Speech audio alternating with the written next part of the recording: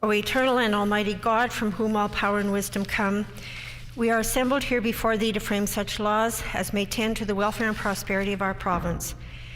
Grant, O merciful God, we pray thee, that we may desire only that which is in accordance with thy will, that we may seek it with wisdom and know it with certainty and accomplish it perfectly, for the glory and honor of thy name and for the welfare of all our people.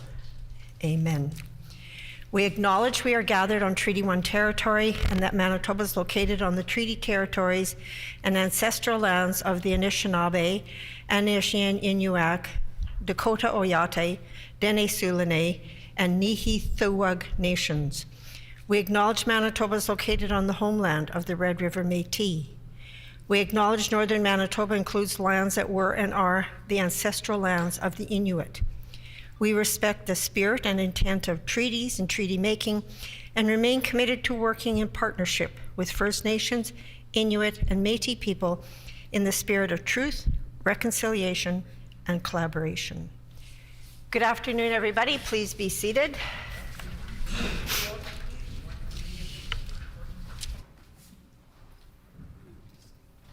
Routine proceedings, introduction of bills, committee reports, tabling of reports, ministerial statements, the Honourable Minister of Sport, Culture and Heritage, and I would indicate that the required 90 minutes notice prior to routine proceedings was provided in accordance with our Rule 26, Bracket 2. Would the Honourable Minister please proceed with his statement? Madam Speaker, as the Minister of Sport, Culture and Heritage, it is my privilege to rise before the House to recognize the long-standing engagement of the thousands of volunteers who have made Folklorama our province's flagship multicultural festival. We will of course all remember that this past October a resolution was brought forth by the MLA for Tyndall Park to recognize Folklorama for its contributions to honouring culture and diversity in Manitoba, and that this resolution was adopted by the Legislative Assembly at that time. As with many things that have been disrupted or delayed in light of adaptations we have all made while navigating this pandemic, so too was the important gesture of holding an official event in recognition of this deserving organization and its representatives. Madam Speaker, today we had the opportunity to do just that. As we continue to meet with and work with Folklorama, I'd be remiss not to seize the opportunity to highlight the fact that prior to the onset of COVID-19 pandemic, Folklorama had succeeded in putting on a record-breaking festival. Over 440,000 visits to 45 pavilions. A great celebration of culture and diversity for what was its 50th anniversary edition. This success is due to the mobilization of over 20,000 Manitobans each and every year, who, as volunteers, choose to align their efforts, energies, and even their personal vacation time to share and celebrate their respective cultures, traditions, and ways of being with the world. We have all been enriched by the willingness of thousands of our neighbors, colleagues, and friends who, each and every year, choose to generously share their traditions, foods, dances, stories, history, and music to make the world's longest running and largest multicultural festival a success that we know it today. That is a vibrant, living cultural diversity at its finest, Madam Speaker.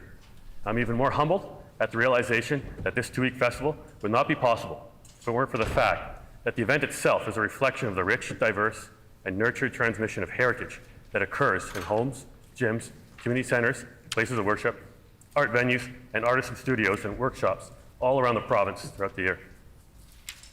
Folklorama is a festival that is a sum of its all parts. Of all these parts, the pavilions and the volunteers they bring together are important. We are aware that the pandemic has had a negative effect on the continuity and connectedness within our cultural communities. The traditional momentum has been interrupted by this pandemic, and some volunteers and pavilion organizers are facing very real challenges, whether they be financial, relate to capacity, or accommodation. We recognize the commitment and work that lies ahead at the volunteer level. Remember that it is within the pavilions where the magic happens, where that volunteer recognition is so well-deserved. Madam Speaker, I ask that all members join in recognizing the board members, staff, and thousands of volunteers whose engagement and dedication have ensured Folklorama's success for 50 years and whose collective efforts will ensure that it can build and recover in 2022 and in the many, many years to come.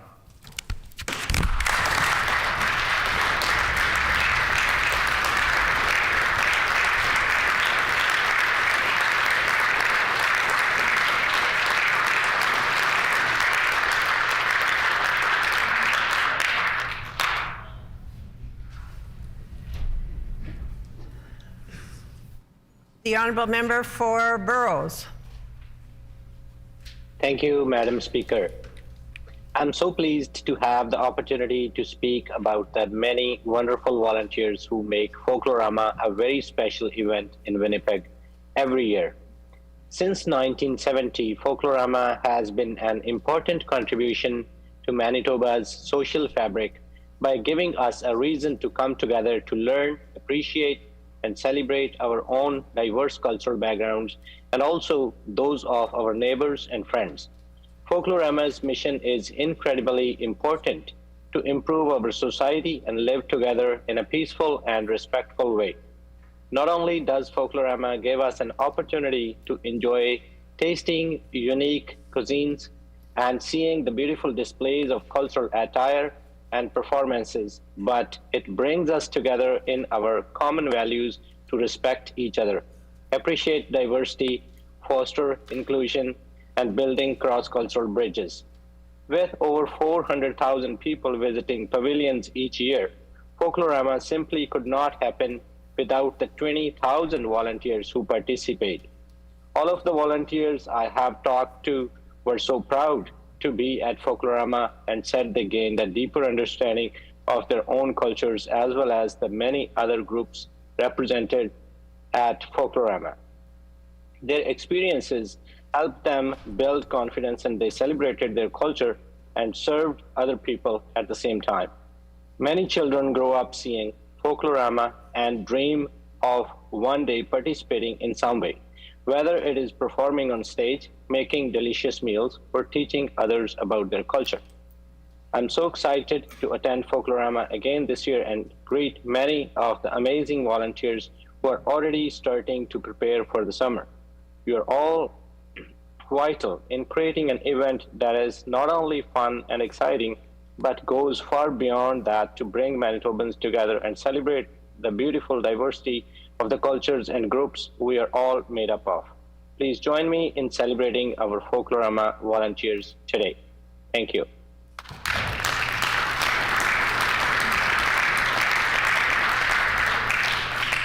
The Honourable Member for Tyndall Park. Madam Speaker, I seek leave to respond to the Minister's statement. Does the member have leave to respond to the Ministerial Statement? Leave has been granted. The Honourable Member for Tyndall Park. Thank you, Madam Speaker. Back on October 12, 2021, this House unanimously passed a resolution recognizing Folklorama for its significant contributions to honoring culture and diversity in Manitoba. I table a copy of the resolution now. And today we have the honor of celebrating with so many past and present board members and volunteers who have joined us today in the gallery. Madam Speaker, every summer since 1970, Folklorama has showcased and educated us about Canada's diversity through dance, entertainment, food, heritage, and games, and so much more. In addition to this, Folklorama has been recognized as the largest and longest running festival of its kind in the entire world, which was determined by the International Council of Organizations for Folklore Festivals and Folk Arts. And not only does Folklorama foster a sense of community and belonging by bringing hundreds and thousands of volunteers and performers and artists and neighbors from all across Manitoba and even beyond our borders, but they are trailblazing our province forward. Let me share an example, Madam Speaker. On June 20th in 2017, Folklorama proudly became signatories with Winnipeg's Indigenous Accord, committing to reconciliation by taking steps to implement calls to action outlined by the Truth and Reconciliation Commission of Canada through the promotion of education related to the history and culture of Indigenous people. Furthermore, over these last couple of years and over the pandemic, Madam Speaker, Folklorama volunteers went above and beyond in creating a one unified virtual experience that allowed us all to still celebrate Folklorama virtually. And Madam Speaker, they even made themselves accessible to workplaces. Perhaps we should have them come and perform at the Manitoba Legislature and to schools. They fit their programs into the school curriculums, Madam Speaker. They went into childcare centers and they even made themselves available through following public health regulations to perform in people's driveways and in their backyards. That's what makes us so proud to be here in Manitoba and to be celebrating Folklorama. Madam Speaker, I am so grateful for those who have joined us up in the gallery today, for taking time to come and meet so many of us MLAs and celebrate with us, and your patience throughout the pandemic. And I want to thank my MLA colleagues for their unanimous support on this resolution, and for those who came out and celebrated with us this afternoon. And lastly, I want to thank all the past and present volunteers and board members of Folklorama for creating this world-class event through partnerships with businesses and groups, all supporting Manitoba's rich cultural heritage and diversity. Thank you.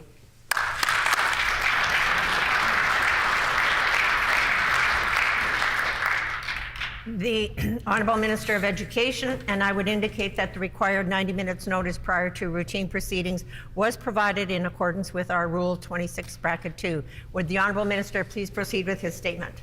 Thank you, Madam Speaker. Madam Speaker, it is my pleasure to rise in the House today to invite all Manitobans to recognize this week, April 18th to 22nd, 2022, as Education Week, and April 20th as School Bus Driver Day. Education Week in Manitoba honors education, learning, and the valuable contributions of dedicated educators, school staff, bus drivers, principals, administrators, business professionals, and mentors who work within and in collaboration with our education communities. Education opens doors of opportunities for Manitoba students. In 2015, I introduced Bill 214, a private member's bill proclaiming the third Wednesday in April of each year as School Bus Driver Day in Manitoba to recognize and promote awareness of the important role of school bus drivers.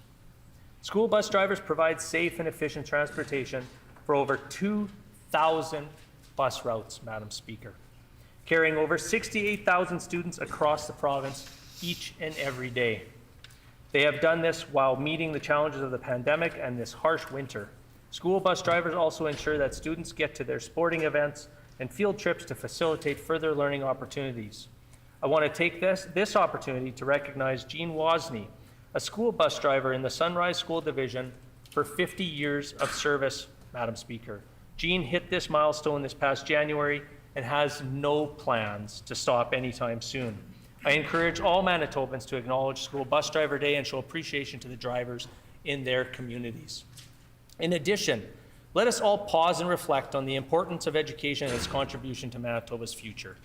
I want to express my sincere appreciation to the committed educators, school staff, bus drivers, principals, and administrators who have navigated the challenges presented by COVID-19 with innovation, flexibility, and thoughtful care and consideration for students, families, and fellow staff. Over the last 2 years, nearly $250 million in Safe Schools funding have been allocated to school divisions and schools for COVID-19 related spending, including $63 million allocated to ensure continued pandemic protection for schools, to support the mental health and well-being of students, and for ventilation improvements. $6 million had been allocated to provide PPE to schools, and over 2.1 million rapid antigen tests supplied to schools for staff and students. Learning does not end with graduation from grade 12. A mindset embracing lifelong learning paves the way to a future enriched by educational, workplace, and community service experiences, all of which contribute to both personal well-being and the prosperity of our province. We are listening to the K-12 Commission on Education and moving education forward here in Manitoba. Stay tuned tomorrow, Madam Speaker, for more good news. I am pleased to recognize two special guests from the Manitoba Teachers Society who are here in the gallery today, Nathan Martindale, Vice President, and Samantha Turen. Thank you, Madam Speaker.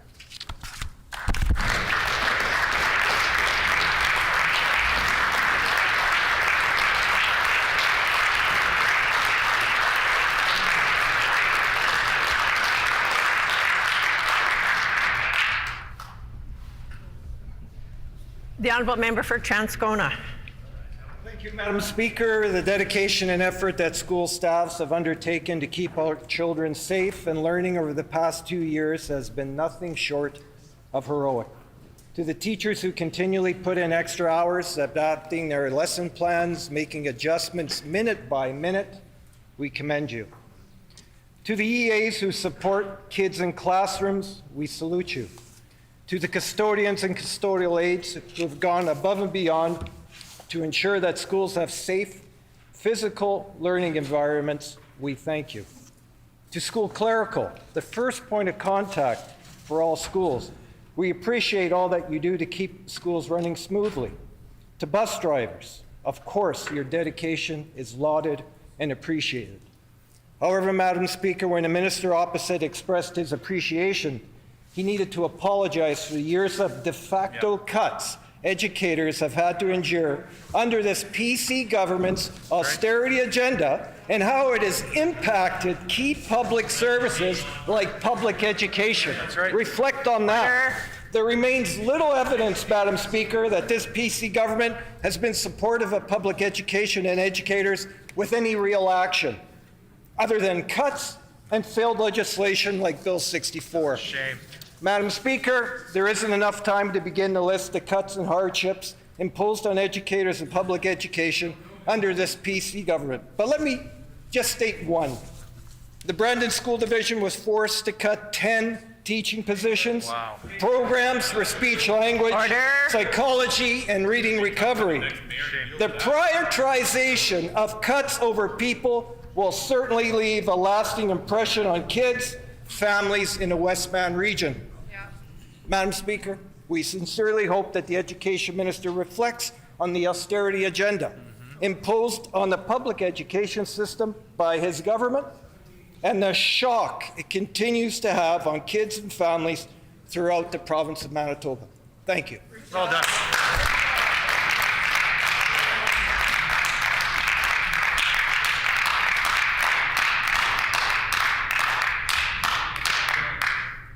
The Honourable Member for St. Boniface. Thank you, Madam Speaker. I ask for leave to speak to the ministerial statement. Does the member have leave to respond to the ministerial statement? Leave has been granted. The Honourable Member for St. Boniface. Thank you, Madam Speaker. It's Education Week, and we want to thank everyone who works in the education sector. Education is woven directly into the founding of our province. La Constitution du Manitoba garantit l'éducation en français comme un droit. Early childhood educators, teachers, principals, superintendents, professors, researchers, retired teachers, substitute teachers, coaches, everyone who works in education deserves our thanks. And I want to say a special thanks because when it comes to the pandemic, one of the strongest and most resilient and adaptable sectors was education. Truly incredible, innovative work was done in order to care for our children. The people who work in education support them, teach them, dry their tears, nourish their bodies as well as their minds and souls. There was a professor at the University of Manitoba who said it as simply as it can be said. If you want a guaranteed return on investment, put it into education. You will always get back more than you put in. My father used to tell me that education was the great leveler. It breaks down barriers to opportunity, it opens new worlds, leads to new discoveries, new potential, both for the learner and for society. These changes and getting better at something can happen at any stage of life, from preschool to adult learners. We do face significant challenges in Manitoba, especially for students who struggle because of circumstances completely beyond their own control. Childhood poverty, family breakdown, adult literacy, access to post-secondary education, and education for the recognition of credentials earned outside of Canada. Education is the key to invention and reinvention and change, and in learning something, one can see the world in a new light, and it can change people and inspire people to make change. Most of us have someone in our lives who gave us that insight or who helped us, a teacher, a principal, a coach, who we still remember with fondness because we're still carrying those lessons today. And my kids, as anyone will get discouraged or frustrated and say they think they're just not good at something, like math or English. I always say, no one is born knowing how to skate or play the piano. It takes effort and it takes practice. And while we may never reach perfection, we can certainly work towards it a little harder each day. Thank you to all who work so hard in education each day, because there is no life in Manitoba that you have not touched. As individuals and as a province, we owe you a debt of gratitude. Thank you. Merci.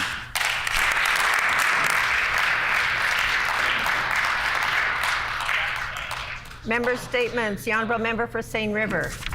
Thank you, Madam Speaker. What started out as a tiny farmers market 34 years ago has grown to become the largest outdoor market in Winnipeg and the surrounding region. The St. Norbert Farmers Market hosts thousands of visitors each year and brings in hundreds of thousands of dollars for the many local vendors who set up shop each week. Many changes have taken place over the past 34 years. Many of these changes have been under the guidance of Executive Director Marilyn Firth. Marilyn has been the Executive Director for the past 14 years and describes the market as extended family. A gruff uncle in one corner, families with small children chatting in another, and mums and pops cooking up great food while fiddling and guitar playing cousins perform together on the stage. Marilyn has overseen more than $1 million in investment in the market site, including doubling the size of the market, a water management project which addressed annual flooding of the site, construction of permanent washrooms, the site had no bathroom facilities prior, and a new building which allows the market to remain open year-round. The past 2 years have created challenges and opportunities throughout COVID restrictions. Marilyn advocated for and kept the market open so individuals could have access to fresh local farm products, including launching an online market that continues to this day. The results of Marilyn's commitment to the market and Manitoba families will carry on for years to come. To quote Herman Grauer, the board president, under Marilyn's guidance, the market has become a strong force and outlet for farmers and artisans of the region. She has helped position the market as a key player in answering increasingly important questions asked by people surrounding their supply of food. Everyone at the market, the board, staff, and vendors respect and appreciate Marilyn's commitment to the market and her willingness to always go above and beyond to meet the needs of the organization. Her visionary leadership will be missed, and we wish her well in her future endeavors. You have been the force by which The member's time has expired. Is there a leave to allow the member to complete her statement? Leave has been granted. The honourable member for Seine River. Thank you. You have been the force by which the market has not only grown, but set an example for other farmers' markets to follow. We wish you well on your retirement and future endeavors.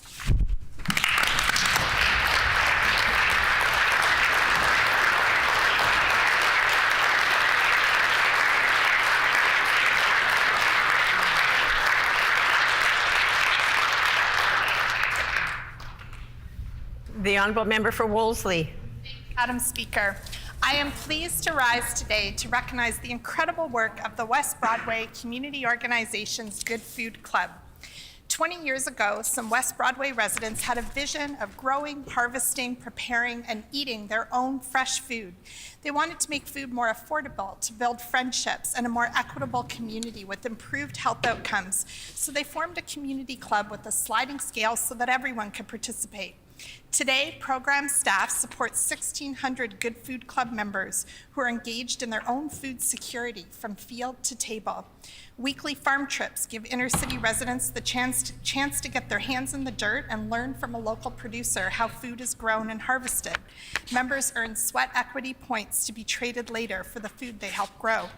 The Good Food Club has worked with several farms, providing labor and direct market access in exchange for subsidized food prices. At both summer and winter markets, volunteer club members learn skills by preparing and distributing affordable vegetables, fruit, meat, and cheese to their neighbors. In 2019, volunteers served 3,000 meals and attended 29 markets. More than 200 children and youth attended cooking classes that year, but programming had to shift during the pandemic, so the Good Food Club distributed thousands of emergency hampers, food boxes, and event kits for the cooking and gardening programs that they offered virtually. They also initiated a program for connecting with older adults at home. My guests in the gallery today include Eileen Deller, Good Food Club's Program Director, Nicole Sward, the Initiatives Coordinator, longtime volunteer Catherine Crothers, and a founding member of the program, Mike Monder.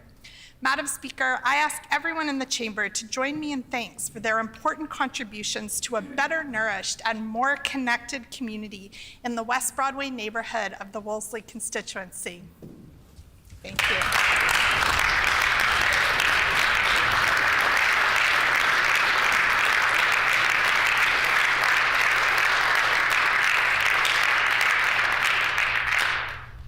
The honourable member for Flin Flon. In 2002, the Flin Flon Writers Guild, Toastmasters, and the Flin Flon Public Library came together to plan and to start the annual poetry reading evening. It is usually held in the library, and many writers and readers are invited to share a reading. Many share their own original works, others find poems that are meaningful to them to read. The Writers Guild, which was formed in 1983, has appealed to many people of all ages. They've enjoyed having members as young as 18 to seniors. They've prompted many to participate in the Poetry Evening. The annual poetry reading now includes individuals that have moved away but continue to read via Zoom. One of the local Toastmasters, Doreen Roman, does an excellent job as the MC for the event, both in person and now virtually. In conversation with Harry Hobbs and his partner, Glenda Walker Hobbs, who are Writers Guild members and Toastmasters, they proudly shared that this year there were readers from coast to coast, as well as a few readers from the U.S. Mr. Hobbs has invited the MLA to participate in the poetry reading for several years. While I am no poet, I always look forward to the challenge of finding just the right poem, or as the case this year, finding 2 poems to share. I also enjoy listening to the reading by others as they share what is important to them. Flin Flon can proudly boast many published authors, including both the Hobbs, Myrna Geimer, and Brian Humphreys, to name just a few. There are many more who write for their own enjoyment. The annual poetry reading is just one of the many artistic showcases in Flin Flon that has so many talented folks that call Flin Flon home or who have lived there in the past. Here's to many more years of poetry readings. Thank you.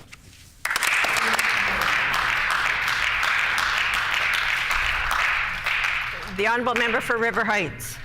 Madam Speaker, the window to prevent global temperatures from rising more than 1.5 degrees centigrade above pre-industrial averages is rapidly closing. Action is needed now. Implementation and actually reducing greenhouse gas emissions takes time. Because of inadequate action by consecutive NDP and PC governments, Manitoba's greenhouse gas emissions have risen by 5.6% from 2005 to 2020. Every other province but one has achieved substantial reductions. Manitoba is an outlier. Manitoba is far behind other provinces. Between 2005 and 2020, Canada's greenhouse gas emissions fell by 9.3%, while in Manitoba they went up substantially.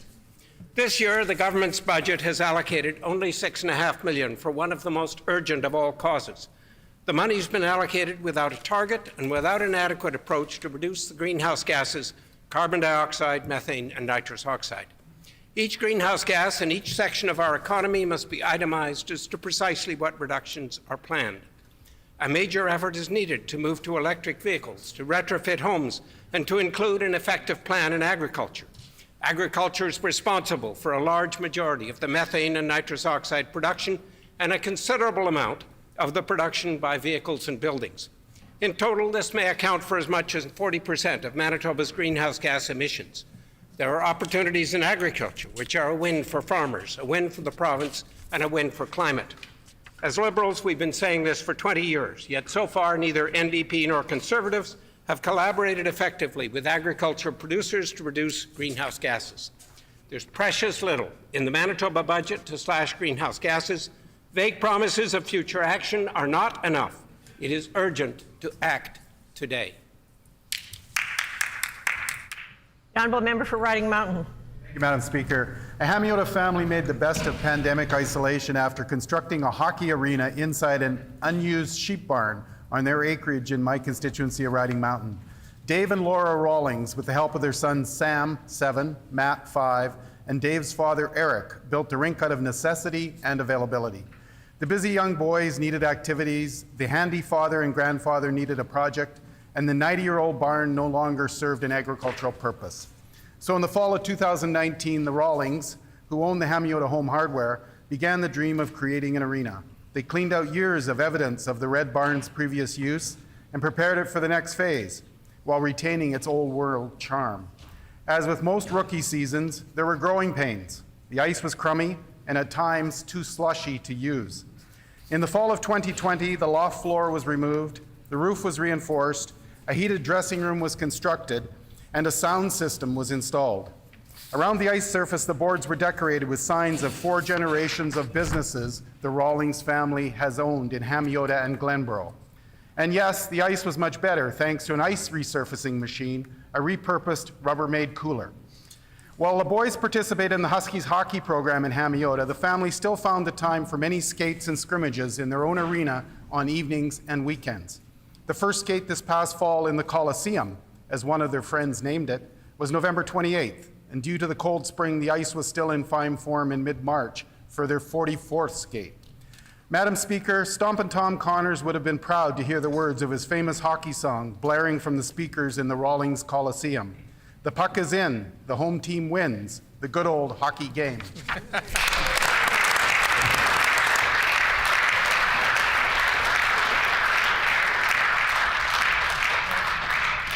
Oral questions. The Honourable Leader of the Official Opposition. Madam Speaker, nearly 170,000 Manitobans are waiting for a surgery or for a diagnostic test. And we've now learned that instead of using the money that they've announced previously to help with the surgical backlog for things like, say, surgeries, this government is actually using it to pay for routine visits to the family doctor. Now, of course, visits to the family doc are important, but those should be covered by the base funding for the health care system. New initiatives to tackle the surgical backlog should, tackle the surgical backlog. So I ask this government, by which date will they clear the surgical backlog?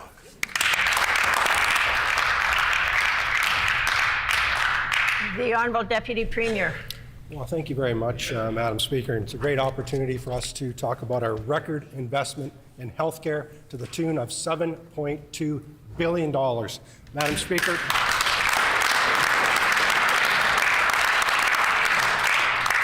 that's over $1 billion more than any NDP government ever invested in healthcare, Madam Speaker. That's right. In that, we've included $110 million for reducing the diagnostic and surgical backlog. We made steps on that backlog already. We realize there's more work to do, but we're committed. We've shown the investment in it. We're committed to that investment, and we're committed to Manitobans.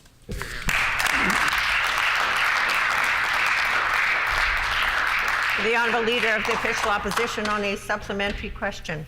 Madam Speaker, who can believe them when it comes to health care? The Stephenson government, just like the Pallister government, announces ever greater sums of money, and yet what's the reality today? Manitobans are waiting longer than ever for surgeries.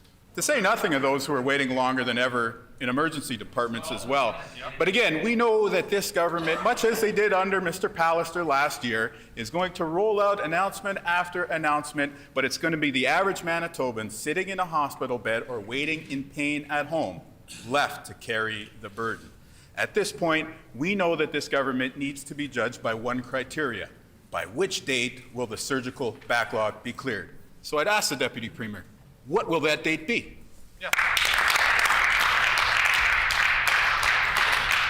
The Honourable Deputy Premier. Well, Madam Speaker, we recognize the challenges the pandemic had brought to Manitobans, and certainly all those across the country and across the world. It's created healthcare challenges for sure.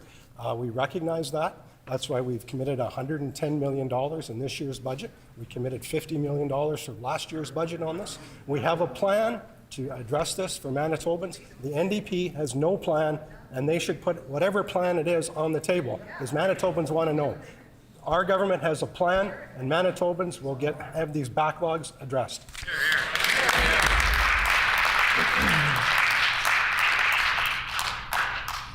The Honourable Leader of the Official Opposition on a final supplementary. Madam Speaker, the money that they announced for surgeries was not spent on surgeries last year.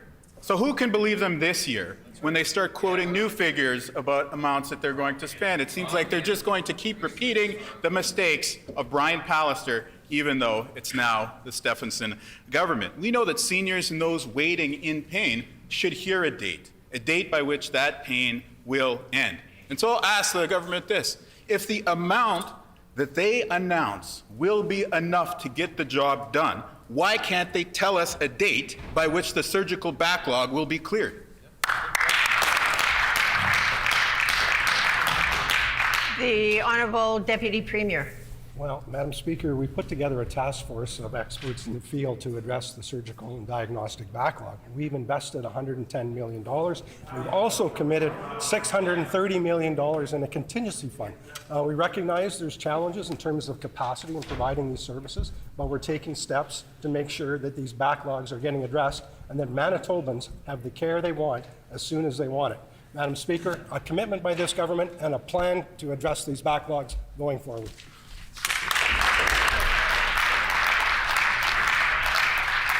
The Honourable Leader of the Official Opposition on a new question. Let's just correct the record. That's the amount announced.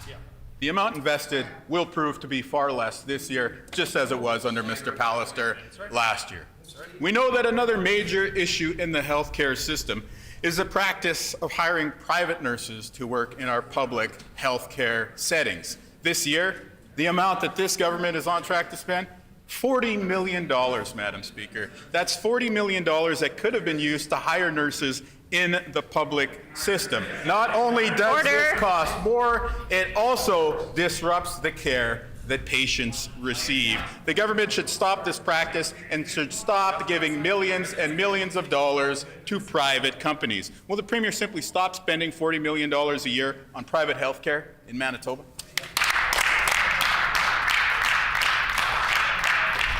The Honourable Deputy Premier. Well, Madam Speaker, the fact of the matter is we're going to continue to invest in healthcare in Manitoba. This year, a record amount, $7.2 billion for healthcare. And the members should know a lot of that will go into salaries and wages and benefits for doctors and nurses in Manitoba. We're looking for more doctors and nurses in Manitoba. We've committed an additional 400 seats to train nurses. Madam Speaker, we have a plan to get those nurses to work here in Manitoba. The NDP has no plan.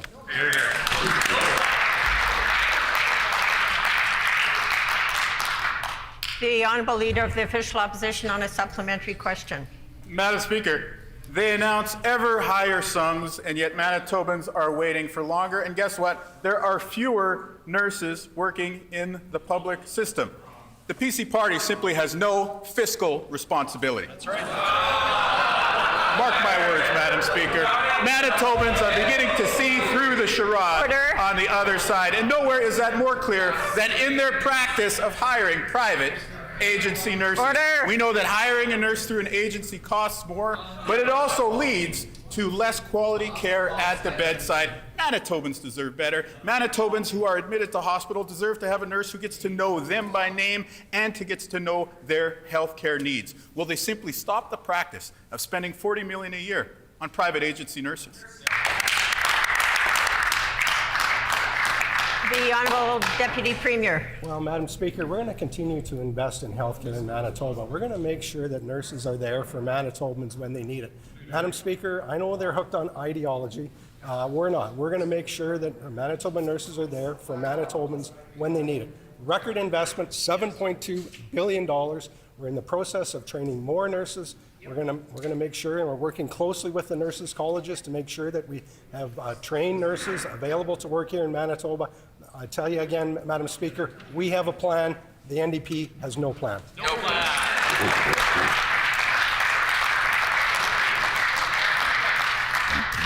The Honourable Leader of the Official Opposition on a final supplementary. Madam Speaker, our plan is simple. We're going to fix the damage that the PCs caused to health care.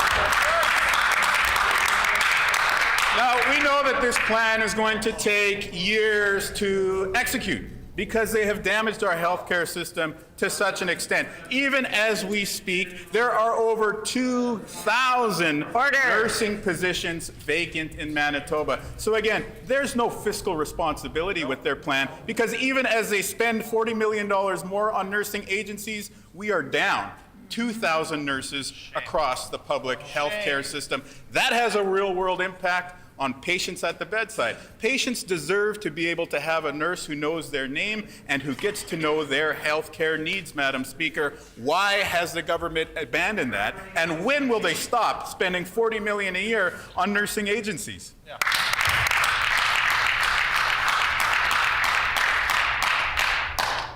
The Honourable Deputy Premier. Well, Madam Speaker, we should reflect on when the NDP were in government. They were in government, they closed over 20 emergency rooms across Manitoba, Madam Speaker. We are investing in healthcare in Manitoba, record investments, $7.2 billion, including $110 million for the pandemic and diagnostic surgical backlogs. Madam Speaker, we've also built in here, if we can get these services for Manitobans, a contingency of $630 million. We have a plan to invest in healthcare for the benefit of all Manitobans. The NDP have no plan.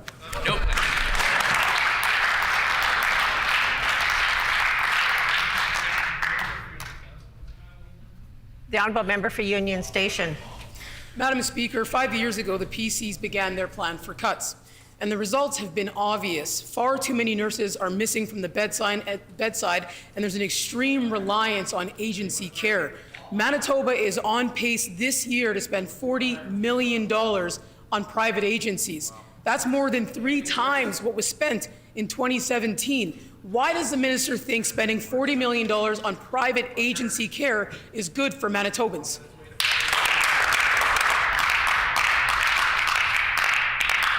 The Honourable Minister of Health. Thank you, Madam Speaker, and I thank the member for Union Station for the question. It gives me an opportunity to share with Manitobans that in the last few years of the NDP's government, they spent over $46 million on agency nurses, Madam Speaker. Perhaps if they had addressed the issue of the cost of agency nurses during their time in government, we wouldn't be left as a government to clean up their mess, Madam Speaker.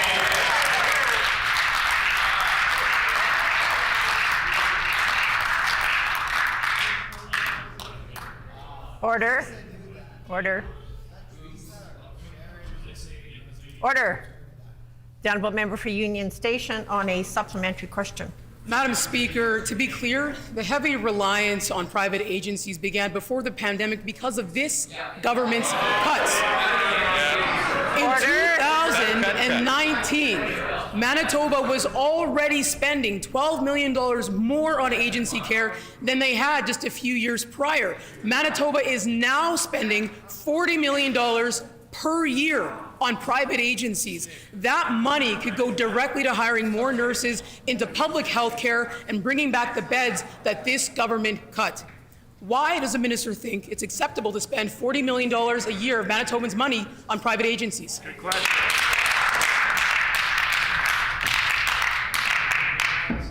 Order. The Honourable Minister of Health. Thank you, Madam Speaker, and I put the question back to the member opposite. Why did the NDP government in their 17 years in office not see that $46 million that was going to agency nurses required a strategy to address hiring nurses? They did not see it, Madam Speaker, but our government did. And that's why we committed $19.5 million to add 259 nurse training seats, Madam Speaker. 5 institutions will see new nurses coming into their program. Budget 2022, and I hope the members opposite vote in favor of the budget, adds an additional $11.6 million. Again, Madam Speaker, we're left to clean up the NDP's mess.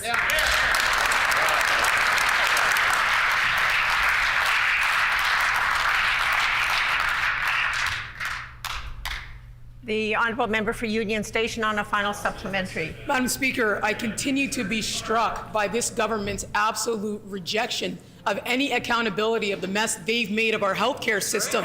There's 2,400 nursing positions vacant across our province. Nurses are being told they can't take summer vacations. Nurses have been running short in our hospitals for years under this government. And at the same time, the Stephenson government is spending $40 million on private agencies, more than 3 times the amount spent just a few years prior. Madam Speaker, this needs to stop. Why does the minister think spending $40 million on private agencies is okay and acceptable here in Manitoba?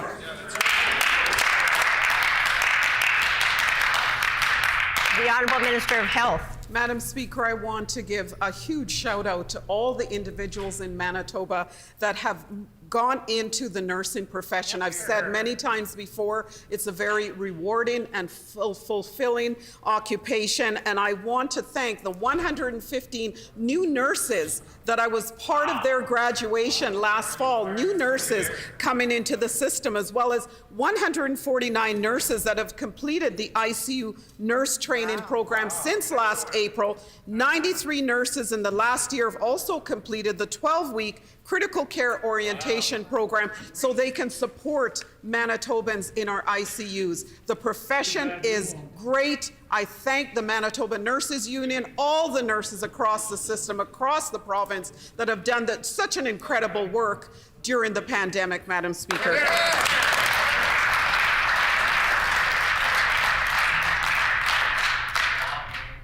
The honourable member for Notre Dame. Madam Speaker, the system to recruit and qualify internationally educated nurses is broken in Manitoba. This is happening at the worst possible time. This government's cuts means that 2,400 nurses needed at the bedside aren't there.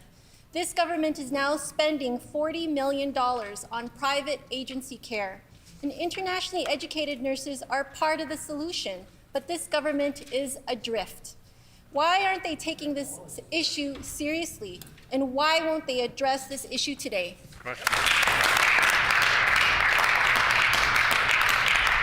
The Honourable Minister of Health. Thank you, Madam Speaker, and I thank the member opposite for the numerous emails and conversations we've had about internationally educated nurses. Our government is very committed to addressing this issue. We're working very closely with the colleges. We have a working group that has been established with the various colleges, as well as Shared Health, and we are moving towards solutions, Madam Speaker. Our government is very solutions focused. That is why we've made available $23,000 to internationally educated nurses to go through the licensure process. We will continue to support our internationally educated nurses to join the health system here in Manitoba.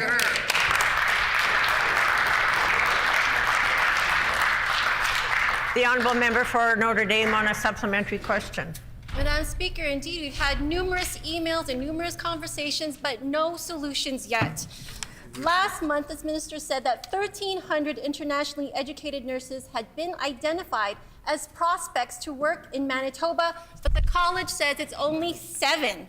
The minister is misleading Manitoba about what is really going on. She says that funds are identified, but there's not enough people actually eligible. Newcomers are voting with their feet. They are working elsewhere, even when their family has already settled here in Manitoba. Why is the minister not focused on a solution for our internationally educated nurses?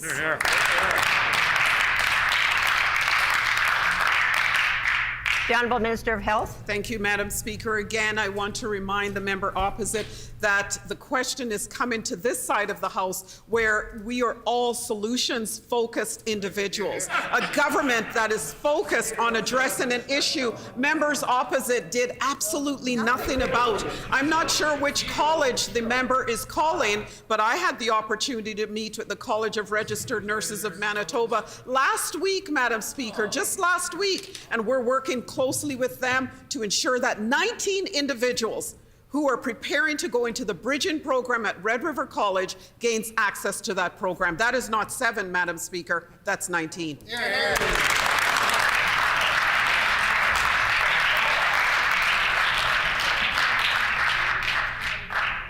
The honourable member for Notre Dame on a final supplementary. Madam Speaker, I would suggest that this government is not solutions-focused, they're austerity-focused, and they're definitely not patient-focused. Madam Speaker, hundreds and hundreds and hundreds less internationally educated nurses are applying each and every year. The college has said that there are only 7 internationally educated nurses currently eligible. This minister is misleading Manitobans about this issue. We need internationally educated nurses, but the province is turning them away. There are registered nurses right now working in Ontario close by who want to work here with their families but are being told no. We need immediate action. Why won't this minister address this issue immediately?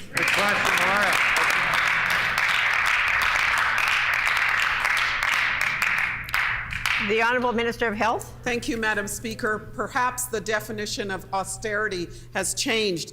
Can't be a government that invests $7.2 billion total for health care in budget 2022, Madam Speaker. Can't be. It can't be a government that invests $1 billion more than the previous members opposite ever invested in health care. And it can't be a government that I'm proud to say has invested $3.1 billion in pandemic supports to protect the lives and livelihoods of Manitobans.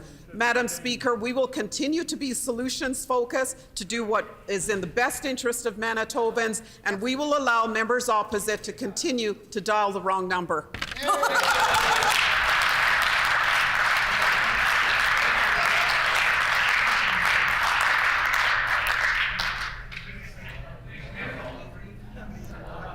The Honourable Member for Transcona. Oh, thank you, Madam Speaker. The people of Northeast Winnipeg have repeatedly suffered this government's health care cuts since 2016. Not only have we lost diagnostic labs, IV clinics, they've also lost our ER and cancer care out of Concordia. Shame. Now the Premier is making it worse by forcing the people of Northeast Winnipeg to raise funds themselves to reduce the surgical backlog. This government had helped created. That's disrespectful and wrong. Madam Speaker, will the Premier reverse this decision today?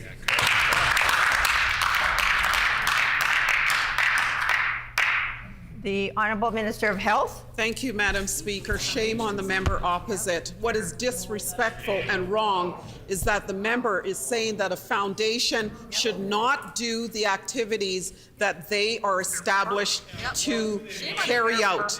Foundations fundraise, foundations support projects, quite often in their hospital and healthcare facilities. And I'm proud that the Concordia Foundation came forward to the task force to partner on an amazing opportunity to build a 5th OR at Concordia Hospital and provide care for individuals not just in the north section of the city, but the entire province.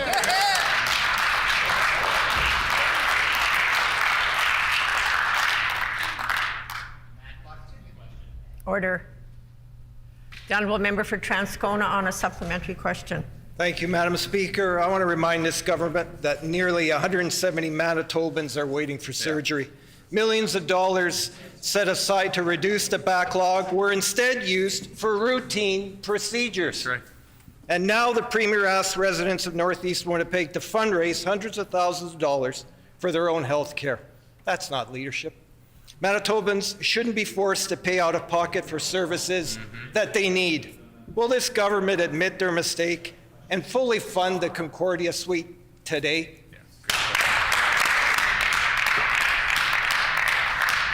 The Honourable Minister of Health.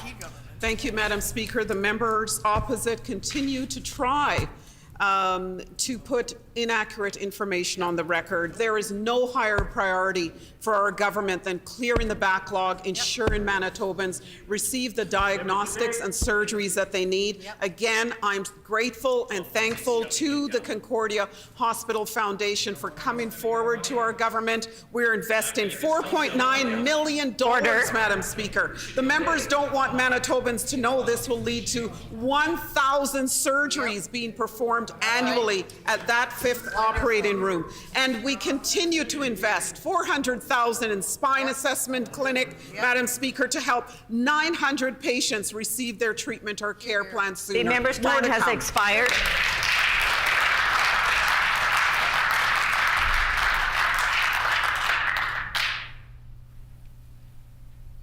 The Honourable Member for Transcona on a final supplementary. Thank you, Madam Speaker. The residents of Concordia, Rossmere, Radisson, and Transcona have suffered countless health care cuts at the hands of this government. It's been going on since 2016. Rather than reverse course of the predecessor, the Premier is now forcing residents to raise funds for health care that nearly 170,000 Manitobans desperately need. That's right. Residents are saying enough is enough. Will the Premier fully fund these surgeries at Concordia today?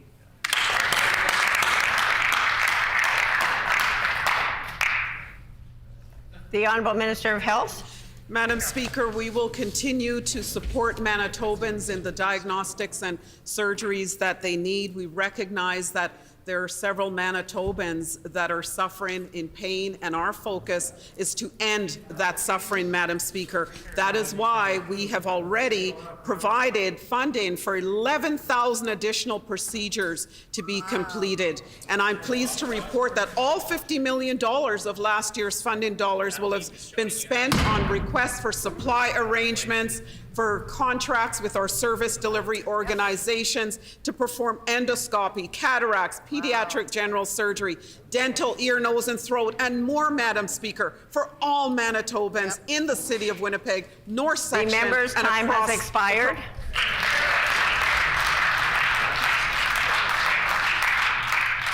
The Honourable Member for Concordia.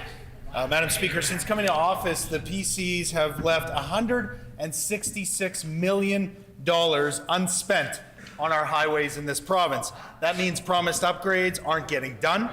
We know there's a need after years and years of cuts in this province. Thousands of Manitobans are now calling on an investment in important upgrades, especially on highways like Highway number 6.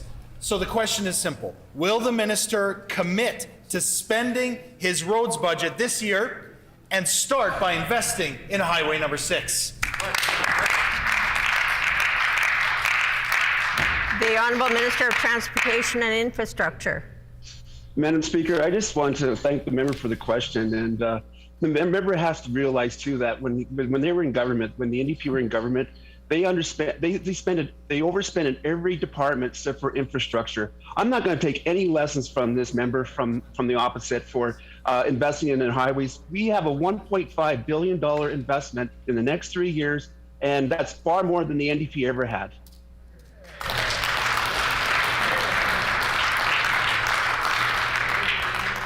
The Honourable Member for Concordia on a supplementary question. Madam Speaker, in this minister's budget this year, $60 million in investments are being unspent from last year. Promises made and promises broken once again by this PC government, and those broken promises have consequences. Now there are over 5,000 Manitobans who have signed petitions asking for upgrades to Highway number 6. They're asking for road upgrades, rest areas, more regular passing lanes, all to help reduce accidents which are so common on Highway 6. Will the minister simply start to listen and work to make Highway number 6 safer? The Honourable Minister of Transportation and Infrastructure. Thank you, Madam Speaker. And I just want to let the member opposite know that our government is investing in all across the province. We're going to invest money into all our infrastructure, no matter the north, the south, the city of Winnipeg, around the perimeter highway. We are investing in infrastructure, record amounts of money, $1.5 billion in the next 3 years, and we're going to continue making sure that Manitoba is going to be a place that people would want to do business here, and because of our infrastructure investment. Thank you, Madam Speaker.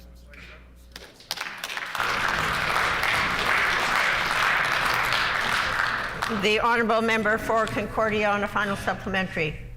Well, for the 5th year running, this government is underspending in their highways investment. And so the question is, why should anybody trust this minister when he says this year they're going to spend their budget?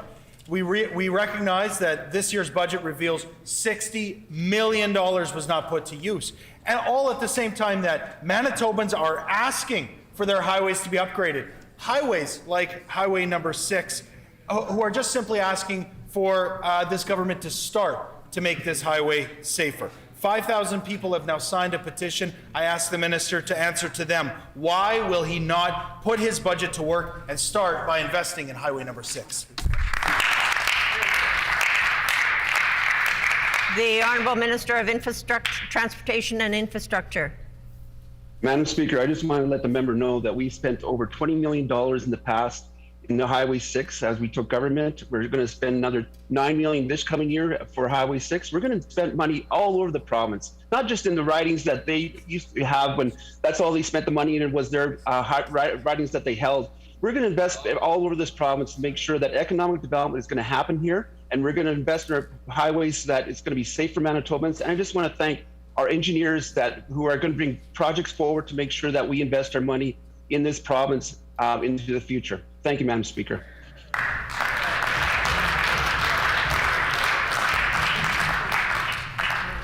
The Honourable Member for St. Boniface.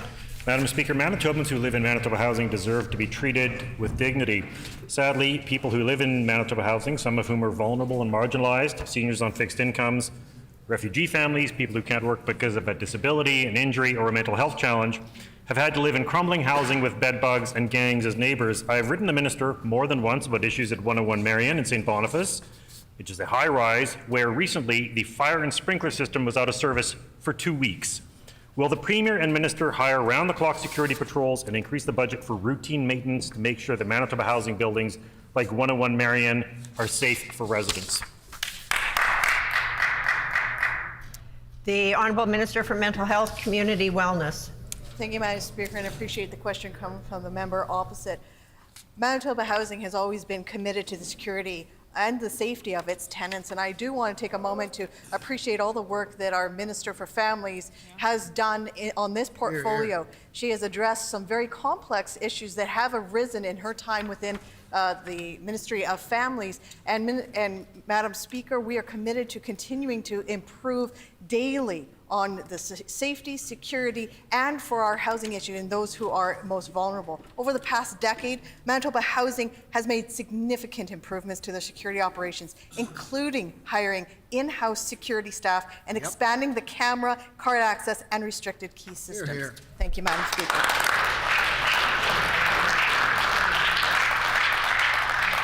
The Honourable Member for St. Boniface on a supplementary question. Thank you, Madam Speaker. We know the NDP left a serious mess with Manitoba housing, and the PCs have been promising to clean it up, but it's been 6 years and lots of people are telling us it's worse than ever. One of the greatest concerns is the safety and security of residents. The government switched to private security and private management, and it's not working, except in one case where residents told me the new management excelled at pest control because they told me it was the first time they'd ever had more meth dealers than bed bugs. We have heard from advocates that criminals and gangs are taking over suites and entire buildings and that residents are afraid to leave for their safety, including seniors with dementia. What is this government's plan to clean gangs out of Manitoba housing to make it safe for law-abiding residents? The Honourable Minister of Mental Health and Community Wellness. Thank you, Madam Speaker, and I appreciate, again, the question coming from the member opposite. Safety is the #1 focus, and that has been the #1 focus of our government when it comes to Manitoba housing for all of our residents who utilize the service.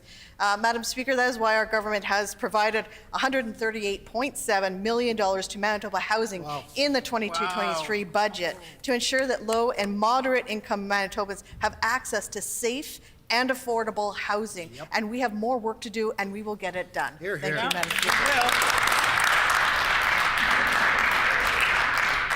The Honourable Member for River Heights on a final supplementary.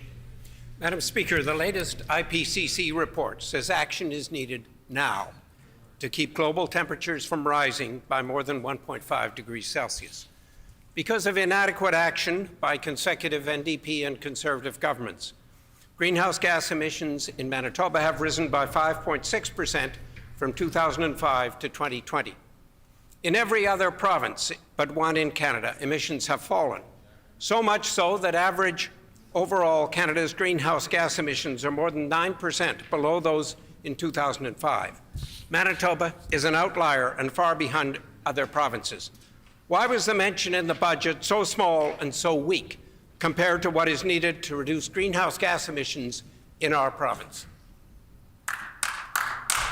The Honourable Minister of Environment, Climate and Parks. Well, thank you, Madam Speaker, and I certainly appreciate a question from the member on climate, Madam Speaker. We know that our government is focused on climate and reducing GHG, Madam Speaker. We know that under the former NDP government, nothing was done, Madam Speaker. We are committed, our announcement this morning, to invest over $50.7 million to fix up orphan and abandoned mines that were left behind by the NDP, Madam Speaker, is a crucial investment towards reducing our greenhouse gas emissions and also improving our environment for all Manitobans, Madam Speaker. We know that there's lots of work to do. We are committed to that work, and we will get it done.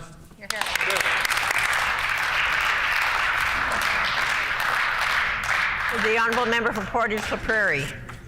Thank you, Madam Speaker. Last week, our government announced another historic budget that will better the lives of all Manitobans. One of the highlights of our government's 2022 budget is an emphasis on rebuilding our province. Will the Minister of Education and Early Childhood Education expand on the great strides our Education Department is taking to expand school capital projects for Manitoba's most important resource, our children?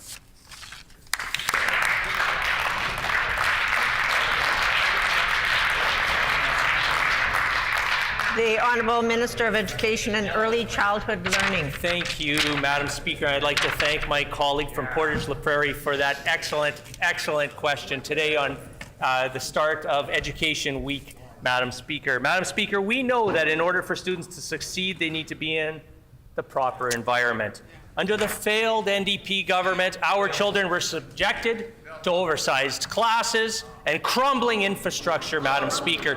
That is why our government has put just over $260 million of capital projects into 2022 alone. This investment builds upon our promise of building 22 new schools by 2027. We are committed to ensuring that all students in Manitoba have a great quality of education, Madam Speaker.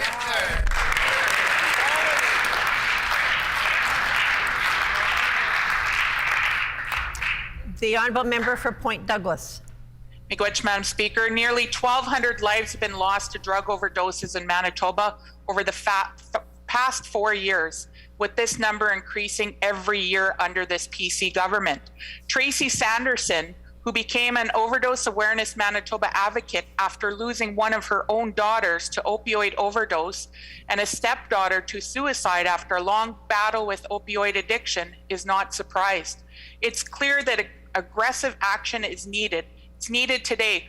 Will the minister commit to doing something today to end this overdose crisis in our province and open a safe consumption site and help the families who are suffering with losing loved ones in this province?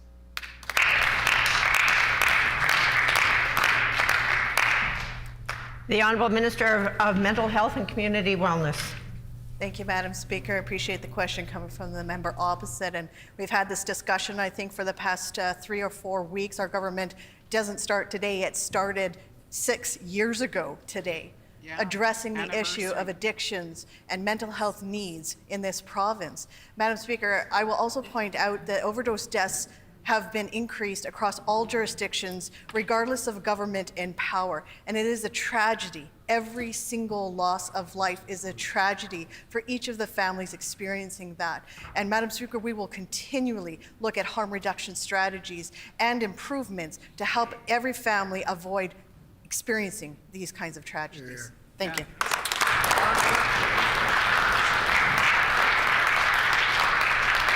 The honourable member for Point Douglas on a supplementary question.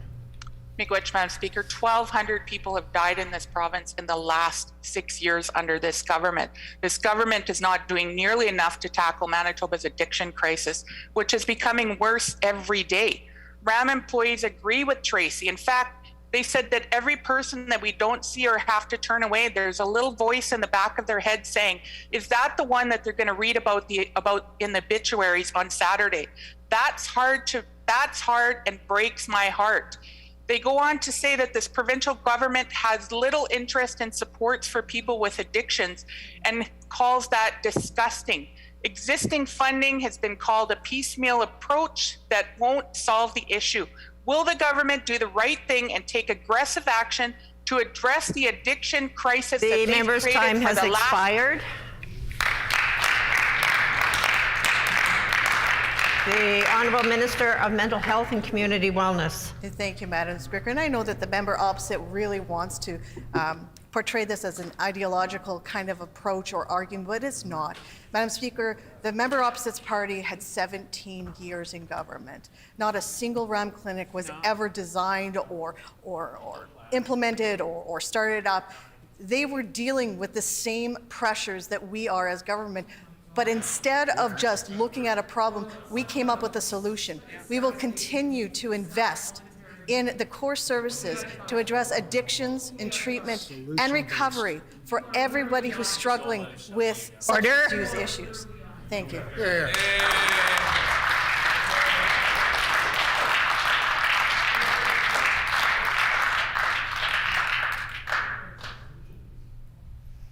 The honourable member for Point Douglas on a final supplementary.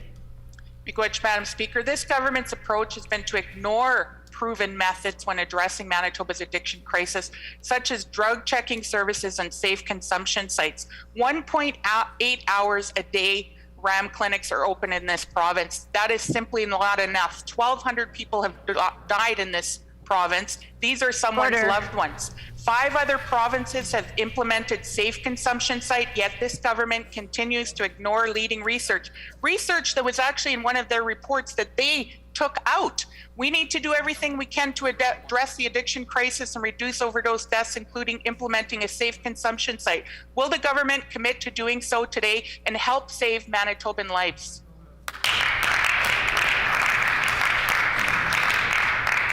The Honourable Minister for Mental Health and Community Wellness. Thank you, Madam Speaker. And again, the member of the opposite party was in government for 17 years, listening to the same experts who advise us today. And they were told the same things that we were told. Invest in the core services. You do not have enough investments in the addictions, mental health recovery, core services. But for 17 years, the members opposite party did not invest in those areas. So we listened to the experts, and we are investing in those core services. And I'd be happy to sit down with the member opposite or any member from the opposition if they'd like to discuss various initiatives that they think are important to include as we roll out our 5-year roadmap plan. Thank you, Madam Speaker.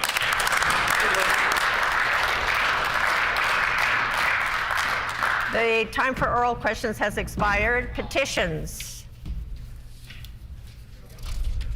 The Honourable Member for Transcona. Thank you, Madam Speaker. I wish to present the following petition to the Legislative Assembly of Manitoba. The background of this petition is as follows.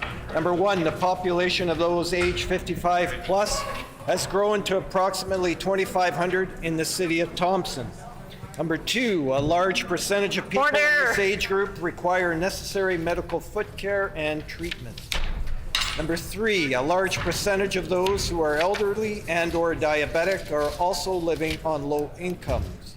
Number 4, the Northern Regional Health Authority previously provided essential medical foot care services to seniors and those living with diabetes until 2019.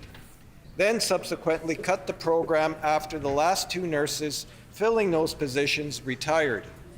Number 5, the number of seniors and those with diabetes has only continued to grow in Thompson and surrounding areas. Number 6, there is no adequate medical care available in the city and region, whereas the city of Winnipeg has 14 medical foot care centers.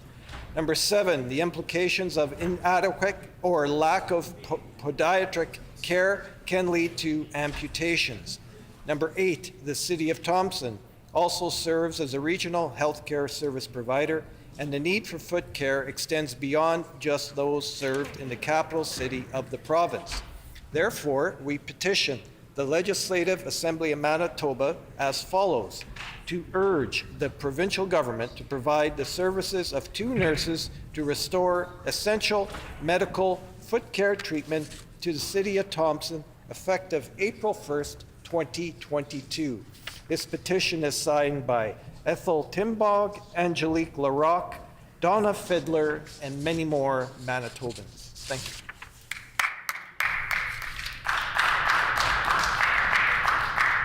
In accordance with our Rule 132(6), when petitions are read, they are deemed to be received by the House. The Honourable Member for Union Station. Madam Speaker, I wish to present the following petition to the Legislative Assembly. To the Legislative Assembly of Manitoba, the background of this petition is as follows. 1, the population of those aged 55 plus has grown to approximately 2,500 in the city of Thompson. 2, a large percentage of people in this age group require necessary medical foot care and treatment. 3, A large percentage of those who are elderly and or diabetic are also living on low incomes. 4, the Northern Regional Health Authority, NRHA, previously provided essential medical foot care services to seniors and those living with diabetes until 2019, then subsequently cut the program after the last 2 nurses filling those positions retired. 5, the number of seniors and those with diabetes has only continued to grow in Thompson and surrounding areas. 6, there's no adequate medical care available in the city and region, whereas the city of Winnipeg has 14 medical foot care centers. 7, the implications of inadequate or lack of podiatric care can lead to amputations. 8, the city of Thompson also serves as a regional healthcare service provider, and the need for care, for foot care, extends beyond just those served in the capital city of the province. We petition the Legislative Assembly of Manitoba as follows: to urge the provincial government to provide the services of 2 nurses to restore essential medical foot care treatment to the city of Thompson, effective April 1st, 2022. This has been signed by many Manitobans.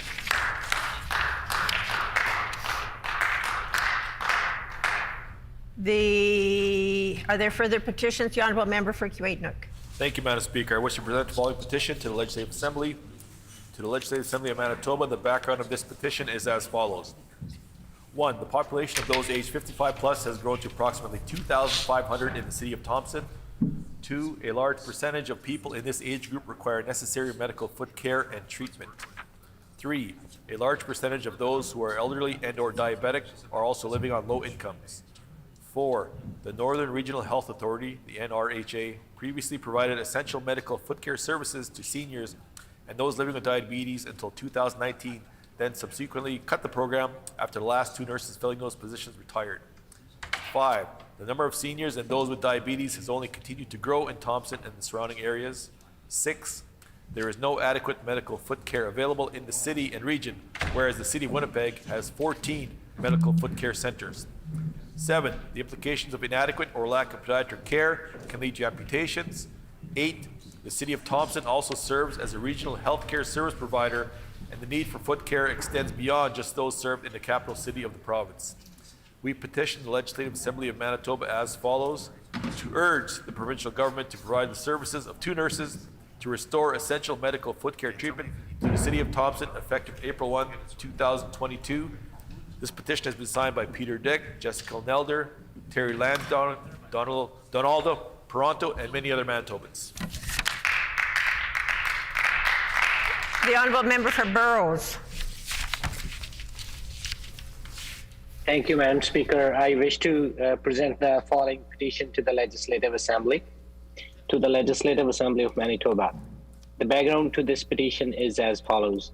The population of those aged 55 plus has grown to approximately 2,500 in the city of Thompson. A large percentage of people in this age group require necessary medical foot care and treatment. A large percentage of those who are elderly and or diabetic are also living on low incomes.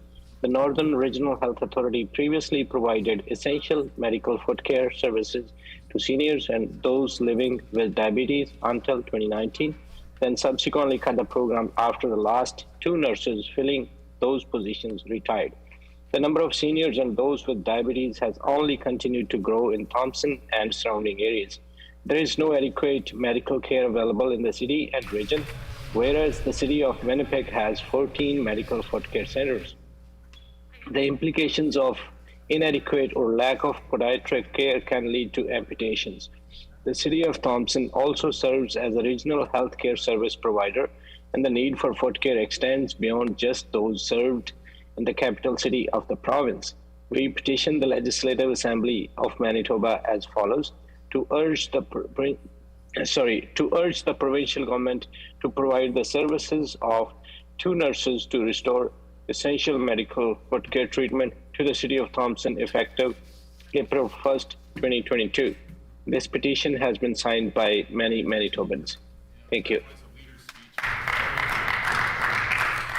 The Honourable Member for Flin Flon.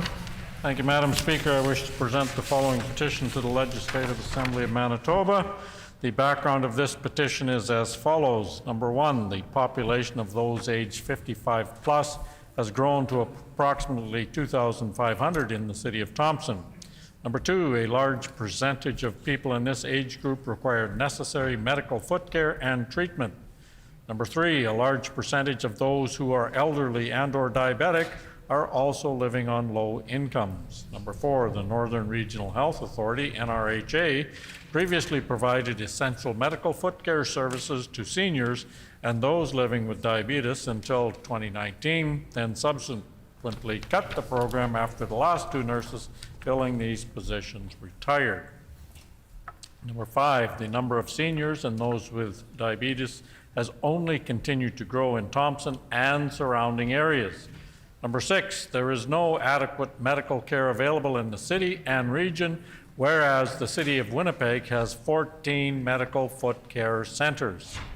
Number seven, the implications of inadequate or lack of podiatric care can lead to amputations. Number eight, the city of Thompson also serves as a regional health center, as a regional health care service provider, and the need for foot care extends beyond just those served in the capital city of the province. We petition the Legislative Assembly of Manitoba as follows: to urge the provincial government to provide the services of two nurses to restore essential medical foot care treatment to the city of Thompson effective April 1, 2022. And this petition, Madam Speaker, has been signed by many Manitobans. The Honourable Member for Elmwood. Thank you, Madam Speaker. I wish to present the following petition to the Legislative Assembly. The background of this petition is as follows. Number one, over 25,000 vehicles per day cross the Louise Bridge, which has served as a vital link for vehicular traffic between northeast Winnipeg and downtown for the last 110 years. Number two, the current structure will undoubtedly be declared unsafe in a few years as it's deteriorated extensively, becoming functionally obsolete, subject to more frequent unplanned repairs, and cannot be widened to accommodate future traffic capacity. Number three, as far back as 2008, the City of Winnipeg City has studied where the new replacement bridge should be situated. Number four, after including the bridge replacement in the city's 5-year capital budget forecast in 2009, the new bridge became a short-term construction priority in the city's transportation master plan of 2011. Number five, city capital and budget plans identified replacement of the Louise Bridge on a site just east of the bridge and expropriated homes there on the south side of Narren Avenue in anticipation of a 2015 start. Number six, in 2014, the new city administration did not make use of available federal infrastructure funds. Number seven, the new Louise Bridge Committee began its campaign to demand a new bridge, and its surveys confirmed residents wanted a new bridge beside the current bridge, with the old bridge kept open for local traffic. Number eight, the NDP provincial government signaled its firm commitment to partner with the city on replacing the Louise Bridge in its 2015 throne speech. Unfortunately, provincial infrastructure initiatives such as the new Louise Bridge came to a halt with the election of the Progressive Conservative government in 2016. Number nine, more recently, the city tethered the Louise Bridge replacement issue to its new transportation master plan and Eastern Corridor project. Its recommendations have now identified the location of the new Louise Bridge to be placed just to the west of the current bridge, not to the east as originally proposed. The city expropriation process has begun.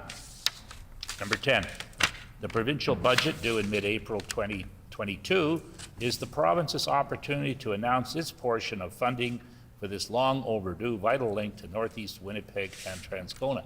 We petition the Legislative Assembly of Manitoba as follows. Number one, to urge the Premier to financially assist the City of Winnipeg in her new 2022 provincial budget to build this 3-lane bridge in each direction to maintain this vital link between Northeast Winnipeg, Transcona, and the downtown. Number two, to urge the provincial government to recommend that the City of Winnipeg keep the old bridge fully open to traffic while the new bridge is under construction. And number 3, to urge the provincial government to consider the feasibility of keeping the old Louise Bridge open for active transportation in the future. And this petition is signed by many Manitobans.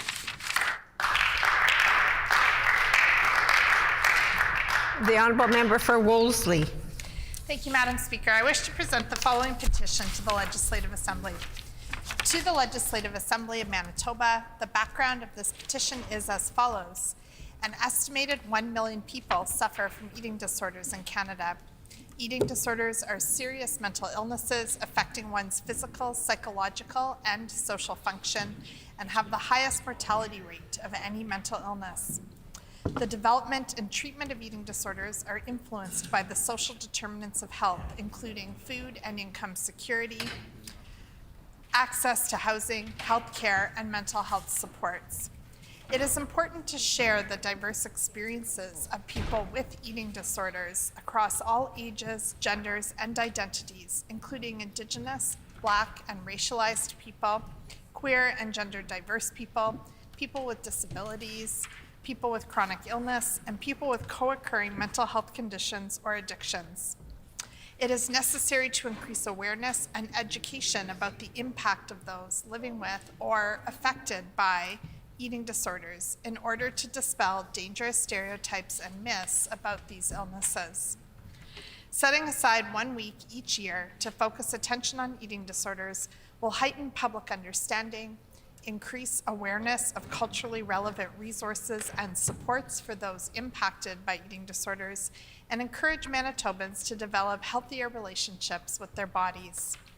We petition the Legislative Assembly of Manitoba as follows: to urge the provincial government to support a declaration that the first week in February of each year be known as Eating Disorders Awareness Week. This has been signed by Chris Young, Kelly Speak, Nancy Sanders, and many other Manitobans. The Honourable Member for Notre Dame. Madam Speaker, I wish to present the following petition to the Legislative Assembly of Manitoba. To the Legislative Assembly of Manitoba, the background of this petition is as follows. Number 1, the population of those aged 55 plus has grown to approximately 2,500 in the city of Thompson. Number 2, a large percentage of people in this age group require necessary medical foot care and treatment. Number 3, a large percentage of those who are elderly and/or diabetic are also living on low incomes. Number 4, the Northern Regional Health Authority, the NRHA, previously provided essential medical foot care services to seniors and those living with diabetes until 2019, then subsequently cut the program after the last 2 nurses filling those positions retired. Number 5, the number of seniors and those with diabetes has only continued to grow in Thompson and surrounding areas. Number 6, there is no adequate medical care available in the city and region, whereas the City of Winnipeg has 14 medical foot care centers. Number 7, the implications of inadequate or lack of pediatric care can lead to amputations. Number 8, the City of Thompson also serves as a regional healthcare service provider, and the need for foot care extends beyond just those served in the capital city of the province. We petition the Legislative Assembly of Manitoba as follows: to urge the provincial government to provide the services of 2 nurses to restore essential medical foot care treatment to the City of Thompson effective April 1st, 2022. This has been signed by Anne Abel, B. Bonsell, Catherine Wattis, and many other Manitobans. The Honourable Member for the Maples. Thank you, Madam Speaker. I wish to present the following petition to the Legislative Assembly of Manitoba. The background for this petition is as follows. Number 1, healthcare is a basic human right and a fundamental part of responsible public health. Many people in Manitoba are not covered by provincial health care. Migrant workers with the permit of less than 1 year, international students, and those undocumented residents who have lost their status for a variety of reasons. Number 2, private health insurance is not a substitute for public health insurance. Private insurance plan available to most migrant workers and international students are paid for by the workers or student. They do not provide coverage for all of the potential health needs covered by the public health coverage. Individuals are required to pay upfront for health expense without guarantee that they will be covered and wait weeks for a reimbursement. Number 3, racialized people and communities are disproportionately affected by the pandemic, mainly due to social and economic conditions which leave them vulnerable while performing essential work in a variety of industries in Manitoba. Number 4, without adequate health care coverage, if they are ill, many of those without provincial health coverage will avoid seeking health care due to the fear of being charged for the care, and some will fear possible detention and deportation if their immigration status is reported to the authorities. Number 5, according to the United Nations Human Rights Committee, denying essential health care to undocumented regular migrants is a violation of their rights. Number 6, jurisdictions across Canada and the world have adopted access without fear policies to prevent sharing personal health information or immigration status with immigration authorities and to give uninsured residents the confidence to access health care. Number 7, the pandemic has clearly identified the need for everyone in Manitoba to have access to public health care to protect the health and safety of all who live in the province. We petition the Legislative Assembly of Manitoba as follows. Number 1, to urge the provincial government to immediately provide comprehensive and free public health care coverage to all the residents of Manitoba regardless of their immigration status, including refugee claimant, migrant workers, and international students, dependent children of temporary residents, and undocumented residents. Number 2, to urge the Minister of Health and Senior Care to undertake a multilingual communication campaign to provide information on expanded coverage to all affected residents. Number 3, to urge the Minister of Health and Senior Care to inform all the healthcare institutions and providers of the expanded coverage for those without public health insurance and details of how necessary policies, protocol, and change will be implemented. Number 4, to urge the Minister of Health and Senior Care to create and enforce strict confidentiality policies and provide staff with the training to protect the safety of residents with a precarious immigration status and ensure they can access public health care without jeopardizing their ability to remain in Canada. This petition has been signed by many Manitobans. The Honourable Member for Point Douglas. Petition to the Legislative Assembly of Manitoba. The background of this petition is as follows. 1, the population of those age 55 plus has grown to approximately 2,500 in the city of Thompson. 2, a large percentage of people in this age group require necessary medical foot care and treatment. 3, a large percentage of those who are elderly and or diabetic are also living on low incomes. 4, the Northern Regional Health Authority previously provided essential medical foot care services to seniors and those living with diabetes until 2019, then subsequently cut the program after the last 2 nurses filling those positions retired. 5, the number of seniors and those with diabetes has only continued to grow in Thompson and surrounding areas. 6, there is no adequate medical care available in the city and region, whereas the city of Winnipeg has 14 medical foot care centers.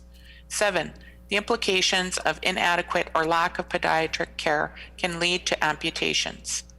8, The City of Thompson also serves as a regional healthcare service provider, and the need for foot care extends beyond just those served in the capital city of the province. We petition the Legislative Assembly of Manitoba as follows: to urge the provincial government to provide the services of 2 nurses to restore essential medical foot care treatment to the City of Thompson effective April 1st, 2022. This has been signed by Jordan Bradburn, Colette Sanders, Aislinn Dorian Campbell, and many other Manitobans.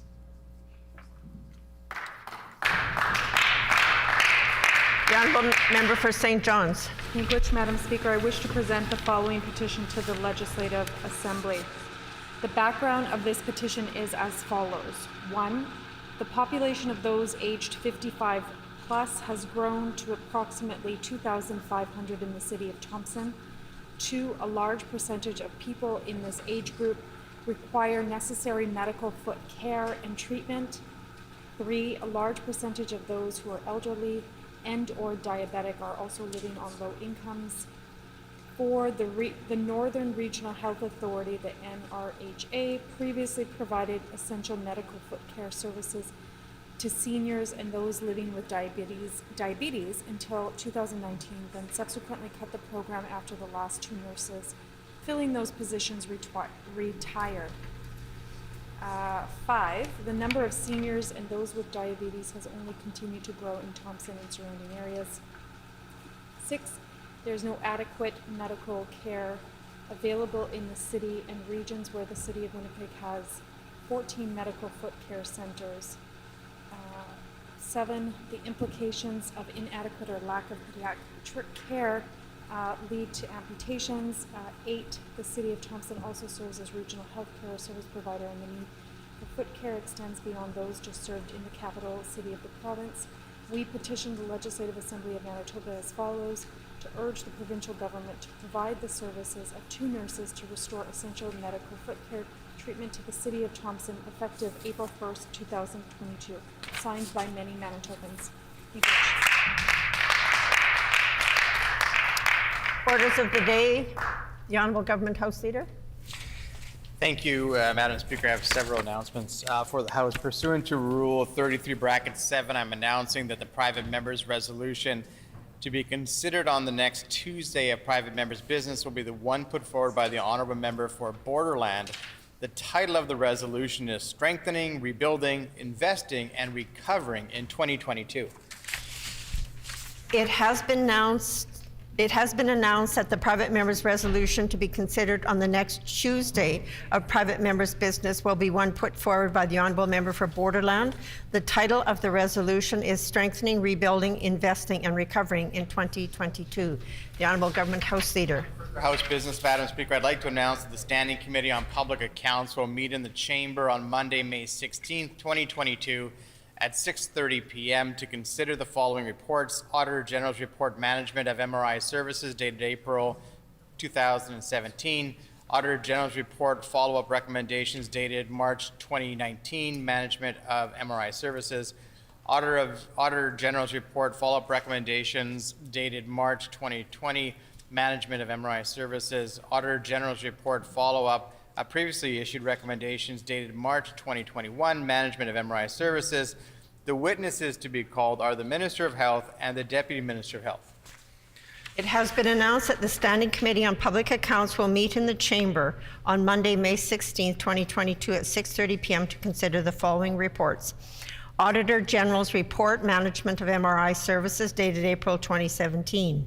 Auditor General's Report, Follow-up of Recommendations, dated March 2019, Management of MRI Services. Auditor General's Report, Follow-up of Recommendations, dated March 2020, Management of MRI Services. Auditor General's Report, Follow-up of Previously Issued Recommendations, dated March 2021, Management of MRI Services. The witness to be called are the Minister of Health and the Deputy Minister of Health. The Honourable Government House Leader. Madam Speaker, I'd like to announce that the Standing Committee on Public Accounts will meet in the Chamber on Tuesday, May 31st, 2022 at 6:30 p.m. to consider the following reports: Province of Manitoba Annual Report on Public Accounts, dated March 31st, 2020. Auditor General's Report, Public Accounts and Other Financial Statement Audits, dated December 2020. Province of Manitoba Annual Report and Public Accounts dated March 31st, 2021, Auditor General's Report, Public Accounts, and other financial statement audits dated December 2021. The witnesses to be called are the Minister of Finance and the Deputy Minister of Finance. It has been announced that the Standing Committee on Public Accounts will meet in the Chamber on Tuesday, March 31st, 2022. Pardon me. We'll meet in the Chamber on Tuesday, May 31st, 2022 at 6:30 p.m. to consider the following reports. Province of Manitoba Annual Report and Public Accounts dated March 31st, 2020. Auditor General's Report, Public Accounts, and other financial statement audits dated December 2020. Province of Manitoba Annual Report and Public Accounts dated March 31st, 2021. Auditor General's Report, Public Accounts, and other financial statement audits dated December 2021. The witnesses to be called are the Minister of Finance and the Deputy Minister of Finance. The Honourable Government House Leader. And finally, on announcements, Madam Speaker, I'd like to announce that the Standing Committee on Social and Economic Development will meet on Wednesday, April 20th, 2022 at 6 p.m. to consider the following: Bill number 205, the Filipino Heritage Month Act; Bill number 223, the Ukrainian Heritage Month Act; and Bill 227, the Turban Day Act. It has been announced that the Standing Committee on Social and Economic Development will meet on Wednesday, April 20th, 2022 at 6 p.m. to consider the following: Bill 205, the Filipino Heritage Month Act; Bill 223, the Ukrainian Heritage Month Act; and Bill 227, the Turban Day Act. The Honourable Government House Leader. Madam Speaker, could you please commence the debate on the budget? Resuming debate on the proposed motion of the Honourable Minister of Finance, standing in the name of the Honourable Leader of the Official Opposition. The Honourable Leader of the Official Opposition. Seeing as how my colleague from Steinbach had so many announcements, I just have one announcement I want to share with the House, which is that our team will not be supporting this terrible budget that the PC government has brought in this year. And I'm sorry to disappoint my colleague from Assiniboia to remove all the suspense from the speech that I'm about to give here, but in fact, there's no way that we can support a budget that is going to mean cuts to health care, is going to mean a higher cost of living, and has no vision for the future of our province. So again, Manitobans are looking for hope, Madam Speaker. Manitobans are looking for reasons for optimism. You know, we've been through this tremendous collective experience in the form of the pandemic over the past few years. We've gathered together to make sacrifices in the name of a brighter tomorrow. And yet, the government doesn't seem to match that commitment with the document that they've tabled here for the House. And so to all the people out there who have that sense of hope, who, in spite of that sense of optimism, maybe have a word or two to say about all the snow recently, but I digress. I want to say that, you know, we're working hard for you.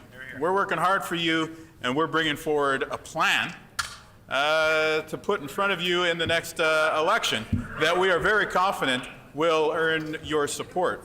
Now, I know when I talk to Manitobans across the province, the number one thing that they say, in addition to where is my PC MLA, who I haven't seen in Radisson, in Dauphin, or even in Portage La Prairie through their times of need, the number one thing that they say to me is that we need to fix health care. That's right. We need to fix health care.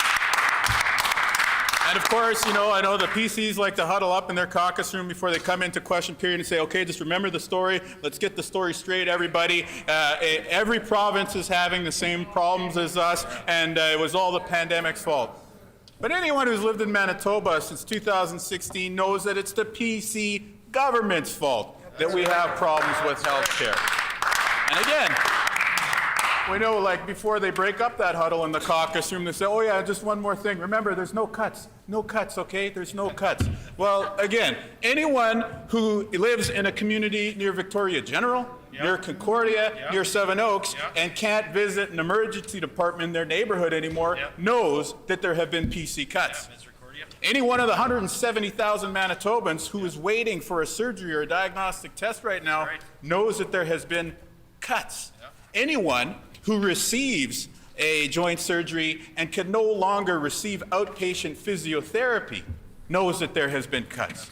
Anyone in a hospital, a health center, or a personal care home who no longer has a nurse that knows their name and instead sees a revolving cast of agency staff coming in knows that there have been cuts in Manitoba. In fact, I could spend the rest of the afternoon articulating, elucidating, and listing all manner of PC cuts that we've seen just in the healthcare system. But I will leave it at that. Again, as much as I have unlimited time, I want to leave time for my colleagues to speak on the record. And I want to leave time even for the PC members to twist and flail in the wind as they try to extrapolate from this budget some measure of something to be proud of. And I challenge you, Mr. Deputy Speaker, they will not find it. No, they're hiding under their desks right now. Exactly.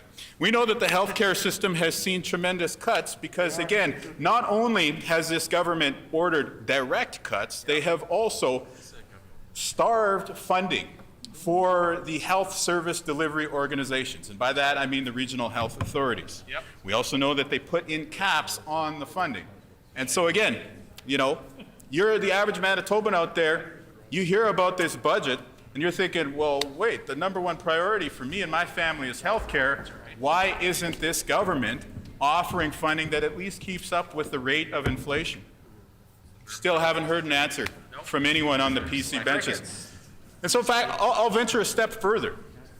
I'll venture a step further, not just the average Manitoban, but let's go to the average PC supporter. And you know, I want to recognize that there are far fewer of those these days than at any time in recent memory. But let's say you're that dyed-in-the-wool PC supporter, and you know, you went through the whole process of supporting this caucus as they chased Brian Pallister out of the building, and then they prevented some of their colleagues from running for leadership. You went through that whole process, and then you went into the leadership, and you were told, you know what, it's really important. And we heard this from people who bought memberships and people who made donations to the PC party last year. Oh, we all got to gather together to prevent Shelley Glover from becoming the next leader of the PC party. Apparently, that was the big rallying cry during the leadership amongst the PC caucus, was anybody but Shelley. How would it have been any worse if Shelley Glover had become the leader of the PC party? This PC administration capitulated to the convoy. They gave up on trying to work with Manitobans in the fight against the pandemic. And then following all that, they cap it off by bringing in another budget that is going to lead to healthcare cuts in Manitoba. So again, if you're the PC supporter, the dwindling number of PC supporters out there, you have to be disappointed with the performance of this government. Even those on the right side of the political spectrum say very clearly and say very publicly that they expected more support for health care in this budget. You know, there was a time where I had a seat next to where my colleague from Elmwood, who's listening so attentively right now, I had a seat back there.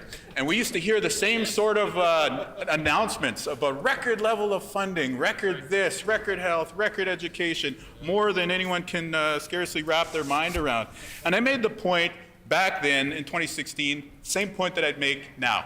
When they stand up and make those announcements, they're talking about nominal dollars. So at best, those are nominal announcements. But we have to pay for things in real dollars, and so we need to be talking about real answers for healthcare. That's right. And yes, my colleague from Concordia was the first to clap because we used to sit in the back row of our economics class together, and that was an economics joke. That's right. Real GDP, real dollars, nominal GDP, nominal dollars. But the reality is that anyone who goes to the gas station and has to fill up their tank this year knows that your dollars right now don't go as far as they did last year, right? And the same thing is what we are going to see in the healthcare system under this budget. We have a health budget that contemplates amounts below 2%. Meanwhile, inflation, the consumer price index, is running at a pace north of 5.6%, 5.7%, even higher than that in the United States of America. And so what does that mean? That means that the same nominal dollar amount this year will not pay for the same level of services once we have to deliver that care at the bedside. And so again, Manitobans have wised up to this act, and simply put, they do not trust this PC government when it comes to health care anymore. When we talk about addictions, again, we hear the same sort of talking points Same sort of commentary about past governments in Manitoba. We hear the same sort of references to other jurisdictions. What we don't hear is a plan. What we don't hear is a vision for how to respond to the addictions crisis in Manitoba. Simply put, our team has put in the work to research the problem. Unfortunately, many of us have lived experience and firsthand experience with loved ones who are living through this challenge. And it's clear that we know what is needed when it comes to addictions. We need a government that is not afraid to embrace what works. What we've seen from the current government is an ideological approach that simply rules out some potential solutions because they wouldn't feel comfortable explaining that to somebody on the floor of the PC convention. Meanwhile, we have Manitobans falling victim in the form of overdoses to this crisis, and we have many, many multiples of that in terms of families and lives who are being disrupted because of the addictions crisis. So what is the plan? What is the path forward? Well, one, it starts with recognizing that we are not dealing with an opioid crisis. We are not dealing with a meth crisis. We are dealing with an addictions crisis, and it will manifest itself in the form of whatever substance is available to those folks who have not had an opportunity to address the trauma that they've experienced in their lives. We'll build from that insight and understanding an approach that's grounded in harm reduction and evidence-based policies. Now, again, this is not exclusively about safe consumption sites, but anyone who is serious about responding to addictions with addictions medicine and harm reduction cannot rule a safe consumption site out as one of the potential solutions. We have watched many folks in the community drop their objections over the years as it becomes very clear what the evidence says. The evidence says that a safer consumption site rather, can and should be part of the overall response of any responsible government to an ongoing addictions crisis. We've heard that from the Chief of Police of Winnipeg, we've heard that from many folks working in the public health system, and we've heard that from many frontline experts. But perhaps most importantly, what we hear is from families. We hear from families who say that the current system is so difficult, if not impossible, to navigate, that the resources provided to it are too thin to be able to meet the needs of those suffering. And at the end of the day, a simple statement that we have to do better.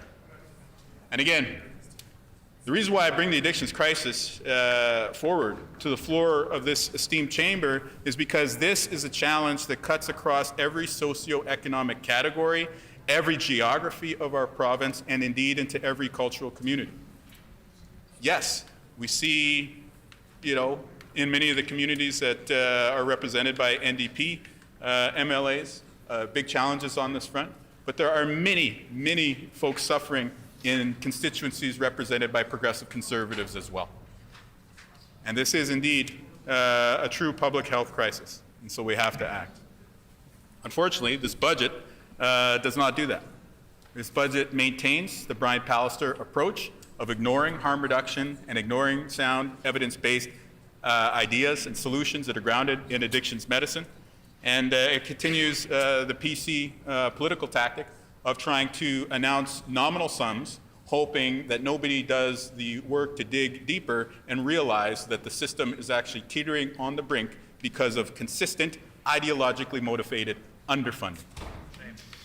When we get to the cost of living, we know that this government has increased the cost of living when it comes to people in Manitoba. Again, they like to make pronouncements and pat themselves on the back of all the times that they stood up and cheered Mr. Pallister's ideology and strategy. But who in Manitoba feels better off than when they took office?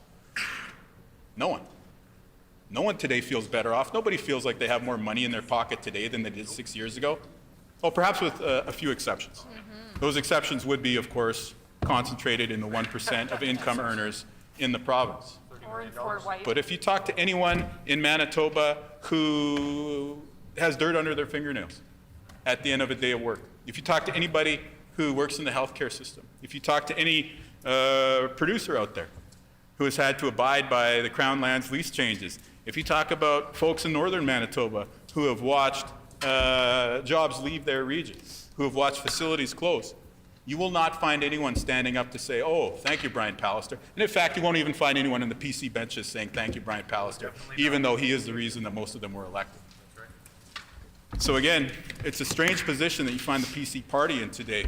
None of them will stand and say that Brian Pallister approved healthcare. None of them will stand and say that Brian Pallister made the cost of living easier. They all know that they owe their political careers to Mr. Pallister, but none of them have the political courage to stand up and say that publicly anymore. So again, our duty as opposition is to point some of these things out and also to provide an alternative.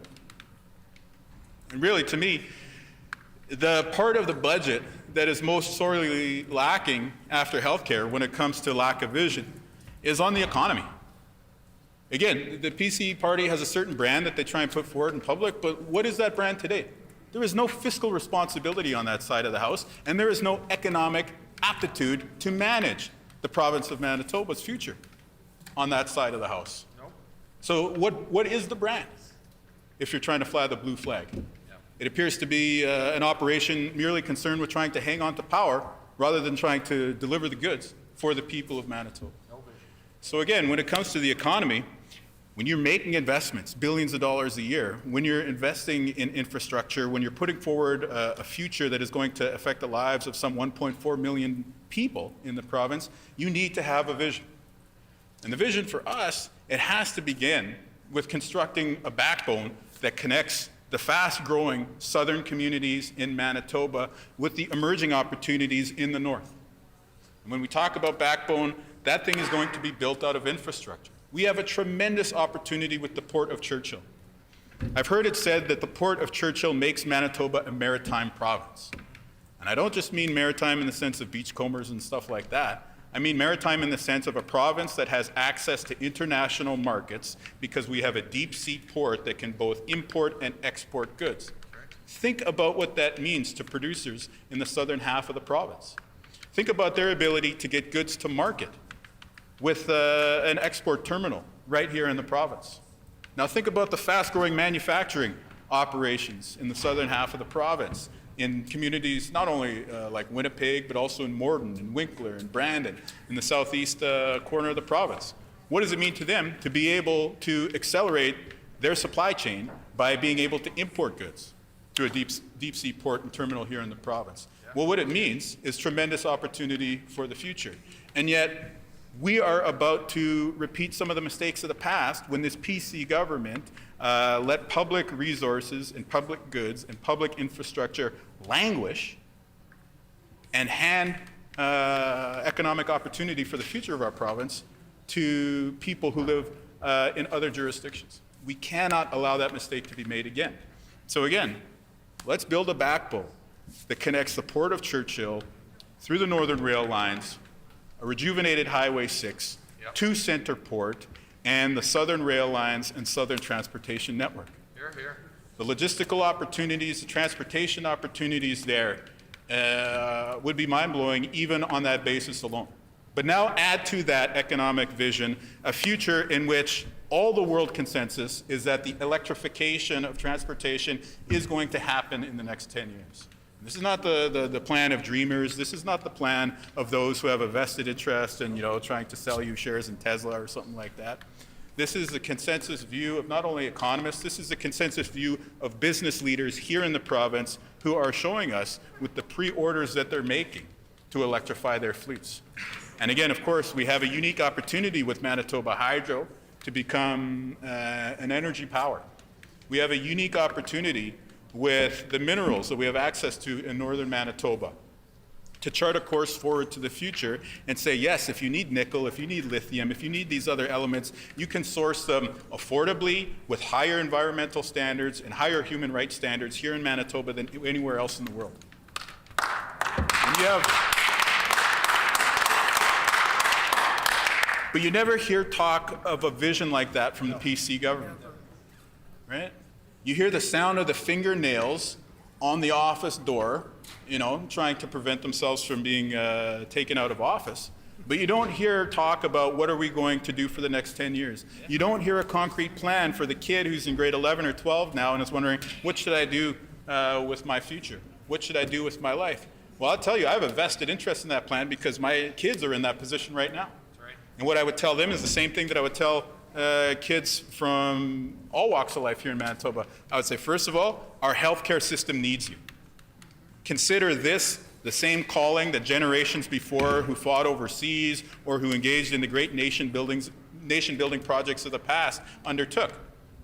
You have an opportunity to serve. You have an opportunity to join the healthcare workforce, the opportunity to be that nurse, that healthcare aide, that physician, that x-ray tech of the future, who not only is going to be able to increase the quality of life and quality of care, but who is also going to be able to put down roots in a community with an affordable cost of living, so long as the PCs are not in power, and develop a life for yourself.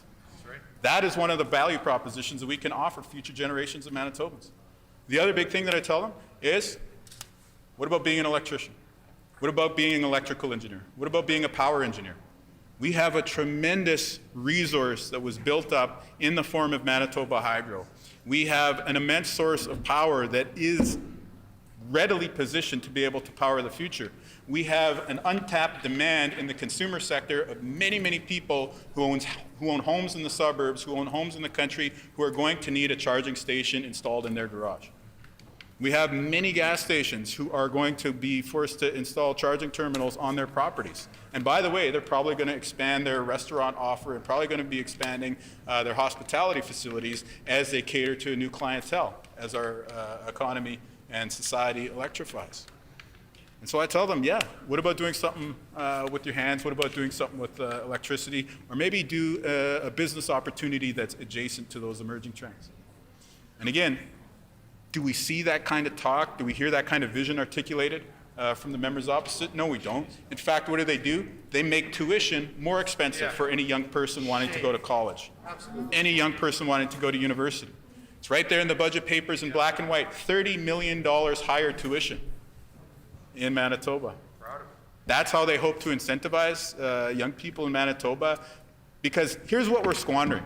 Not only are the PCs squandering their political fortunes, whatever, here's the fate that is being squandered in Manitoba. Manitoba has the ability to be a global leader at this moment of climate crisis. Everyone around the world is looking for hope in the face of this climate crisis, and they throw up their hands because they say, you know what, it can't be done. We can't meet our climate targets while also having an advanced economy. And I say, no, look at Manitoba. I say, look at Manitoba. We have the opportunity to be a global leader, to prove to everybody on planet Earth that you can have an advanced economy while doing your part to solve the climate crisis.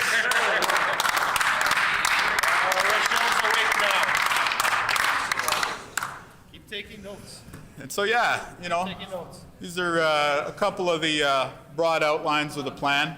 Mr. Deputy Speaker, I do want to spend a moment to talk about what we hear in question period. Of course, you know, we've heard the new talking points, and I won't, you know, commit the Politics 101 mistake of repeating those talking points. But there is one thing that I hear from the PC benches in question period time and time again that I do want to call out on the record here today. Because it's not so much that it affects me as a politician, it's something that offends me as a human being. We hear time and time again from members opposite, they would say, we will take no lessons from. We will take no lessons from members opposite when it comes to health. We will take no lessons from members opposite when it comes to making life more affordable. We will take no lessons from members opposite when it comes to education. And I say to anyone out there who ever finds yourself about to enunciate the words, we will take no lessons from, do yourself a favor and just stop. Each and every one of us as human beings should humble ourselves before the Creator each and every day and aspire to make that day one that we make ourselves better through learning. That is a truism, and that should be true in any setting. Again, it perhaps feels like a barb well placed for the members opposite when they say this in question period, but in fact it reveals one of the defining characteristics and greatest weaknesses of their Pallister-Stephenson government's time in office, which is an unwillingness to listen to folks who bring forward important ideas and a failure to learn from the mistakes of the past. And so again, I offer this in the spirit of somebody who each and every day wakes up trying to be better than the person that I was yesterday. I offer this in the spirit of somebody who is trying to learn from what the government has done, who is trying to learn from what the community leaders are saying, who is trying to educate myself about what the experts and about what the average person out there in Manitoba is thinking about given issues.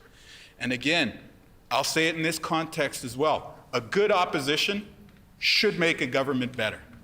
I can tell you with absolute confidence that there is a good opposition in Manitoba. But can the members opposite say that they have taken advantage of the things brought forward by that good opposition to make their government better? We have seen precious little of that. And to me, that is a deep flaw. And that is something that I would ask them to take seriously. This is not me stepping forward and taking shots. This is me saying lifelong learning should be an important attribute that each and every one of us try to aspire to and implement in our own lives. And if you have an organization that is not a learning organization, you are going to be left in the dust. Now, the proof is in the pudding in the private sector when we see organizations that don't learn. Who would you rather be today? Blockbuster Video or Netflix? Xerox or Apple? And so again, stay humble, work hard, and continue to learn and learn and learn. And one of the things that I've learned in my time here is that one of the most important duties that we have as elected officials in the province of Manitoba is a duty to honor the sacred trust that has been invested in us by the people of Manitoba. People have sent every one of us here in order to accomplish a very important function, and that is to stand up for a democracy. It's a function that is under threat in parts of the world right now. It's a function that people are laying down their lives to fight for in parts of the world right now. And for me, it's a reminder that each and every one of us has an obligation to come here and to carry out the work that we were elected to do. And I try never to take that for granted. And so again, when it comes to the budget, where is the trust? Where is the trust for the people of Manitoba? How can they trust a document that is clearly in the form of real dollar cuts going to pave the way to the further deterioration of health services in the province? Where is the trust for the people of Manitoba in a government that scarcely, not even a week after they table their budget, it comes out that the previous year's announcements on the surgical backlog weren't actually spent on surgeries? Shame. Where is the trust for the people of Manitoba who've been asking for action in funding addictions medicine and only get talking points in return? Where is the help? Where is the trust for people whose cost of living is spiraling up and up and up? And one of the few things that we see this government committed to doing every time they come to the legislature is to raise people's hydro rates. And where is the trust for the people of Manitoba who are saying, you know what, we don't want a government to do everything, but we think a government should do some things, and one of the things the provincial government should do is to articulate a vision for economic growth over the next decade. And again, it brings me no pleasure to call these things out in terms of the government's failure. I would much rather to see the government actually invest in healthcare to the level that's required. I would much rather see them articulate a vision for the future of Manitoba. Chances are I won't agree with it, but why don't we have a starting point where we actually resource the priorities of the people to the extent that they are needed? And then we can have a debate about the approach, about the strategy, about the ideological underpinnings of such a thing. So for us, it is about trust. We're working hard each and every day to earn the trust of the people of Manitoba. We have a strong plan that is strongest on those areas that matter most to the people of Manitoba. And of course, we are working hard each and every day to earn your support in the next election. But of course, we won't take any of that for granted. So with that, I just want to say once again, thank you for the opportunity to offer a few constructive critiques on the record here.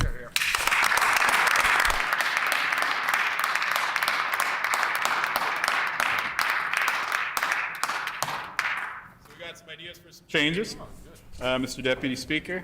So I move, seconded by the member for St. John's, that the motion be amended by deleting all of the words after quote, house, unquote, and substituting Therefore regrets that this budget neglects the priorities of Manitobans by A, continuing with Brian Pallister's plan and failed approach to healthcare, education, reconciliation, and the economy, and B, taking Brian Pallister's failed plan for healthcare cuts from Winnipeg to rural Manitoba, and C, instituting a de facto cut to hospitals, emergency rooms, and clinics across Winnipeg, Brandon, Swan River, Dauphin, Selkirk, Gimli, Thompson, Flin Flon, The Pas, Churchill, and many other rural, northern, and remote communities across the province.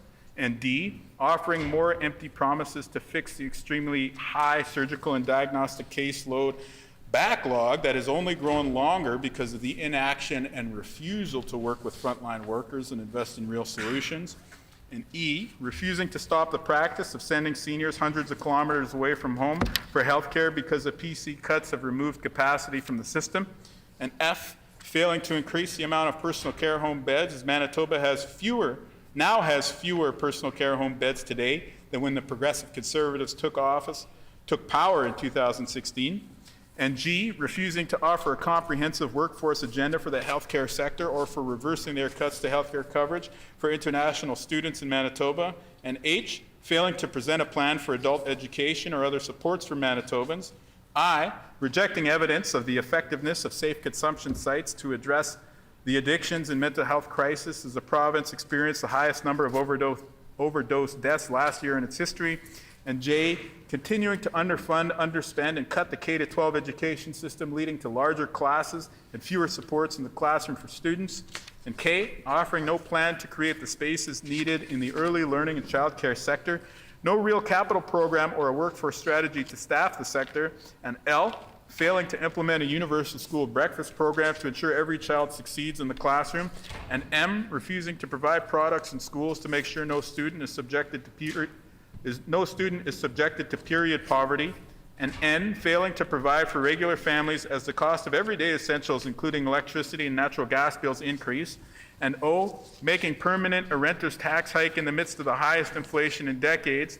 And P, making life more affordable by increasing tuition for colleges and universities by millions while continuing to freeze support for post-secondary institutions across the province. And Q, refusing to help municipalities deliver their essential services by not increasing the funding for municipalities for a 6th consecutive year. And R, underspending last year's infrastructure budget by nearly $60 million and freezing the maintenance and repair budget for provincial roads and highways for at least the next 3 years, while refusing to invest in important projects like repairs to Highway 6 or improvements to Chief Peguis Trail. And S, continuing to send hundreds of thousands of dollars of Manitobans' money to a Texas-based company in order to access our provincial parks while failing to fix the technical failings of the booking system. And T, ignoring the climate crisis by not offering a real plan or targets to address it, underfunding programs meant to support cleaner energy and not adopting measures to support transition like updated building codes. And U, failing to offer leadership or a plan to grow Manitoba's economy for the next 10 years, and refusing to offer a real plan to create good jobs in rural and northern Manitoba or to invest in the mining sector. And W, jeopardizing access to rural broadband by pursuing privatization and failing to provide investments to ensure rural and northern communities can get connected to high-speed internet. And X, ignoring the needs of small businesses who have been left behind by this provincial government while it rewards its friends and other well-connected insiders. And Y, lacking any real action on reconciliation with Indigenous peoples. And Z, refusing to engage in good faith negotiations with rights holders like the Manitoba Métis Federation. And AA, failing to offer a plan to build or repair social housing in Manitoba, housing for seniors, or a comprehensive plan to address homelessness. And B, refusing to offer real support for settlement services for people fleeing the war in Ukraine, while at the same time cutting funding for programs such as Immigration Pathways. And CC, cutting funding to the Fair Registration Office after having failed to support internationally educated nurses and other professionals and having their credentials recognized in Manitoba. And DD, failing to address the concerns of producers, including their concerns regarding increased lease costs, a failing Crown Lands program, and closed agriculture offices across the province. And EE, rejecting the need to provide proper salaries for working people, failing to properly address the needs of workers in sectors like community living disability services or home care workers or other healthcare workers, and refusing to address the challenges experienced by women, BIPOC, and other marginalized groups to fully participate in the pandemic recovery, and FF failing to learn the lessons of the pandemic by further cutting health care funding, refusing to release up-to-date data about the spread of COVID-19, and refusing to call for an independent investigation into the provincial government's pandemic response. As a consequence, the provincial government has thereby lost the confidence of this House and the people of Manitoba. Did I mess something up?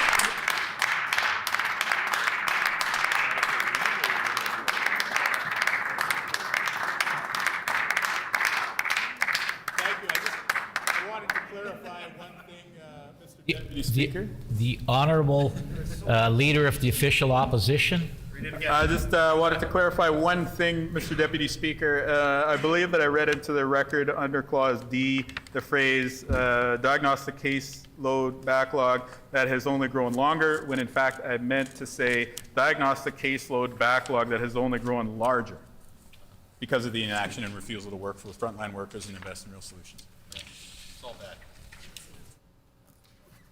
There you go.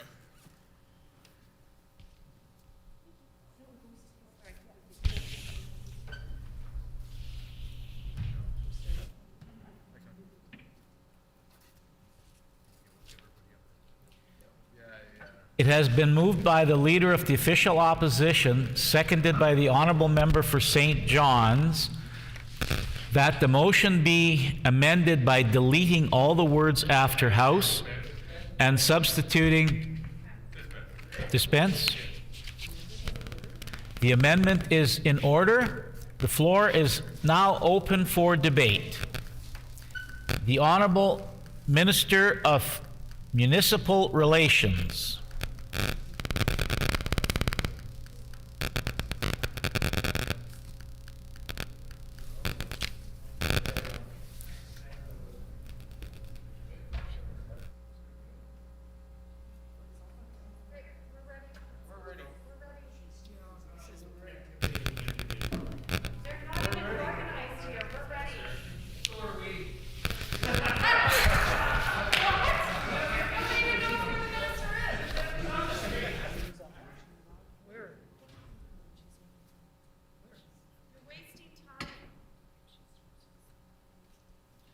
It's my understanding that the minister is having technical issues with her computer.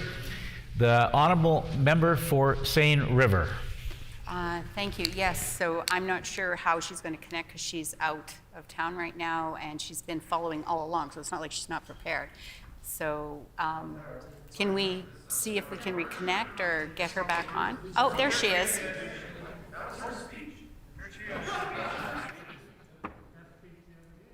Order.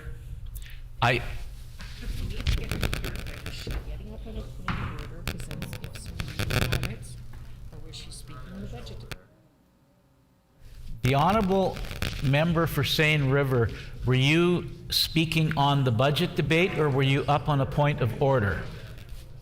The Honourable Member for Seine River. Not on budget. Oh, he is there now.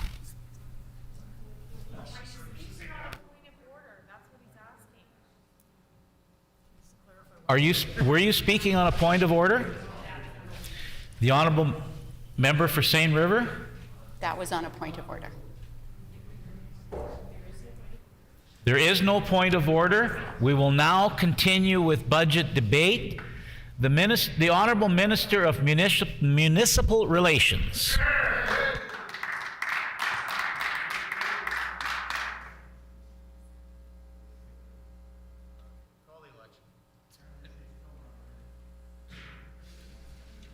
Honourable Minister, we cannot hear you.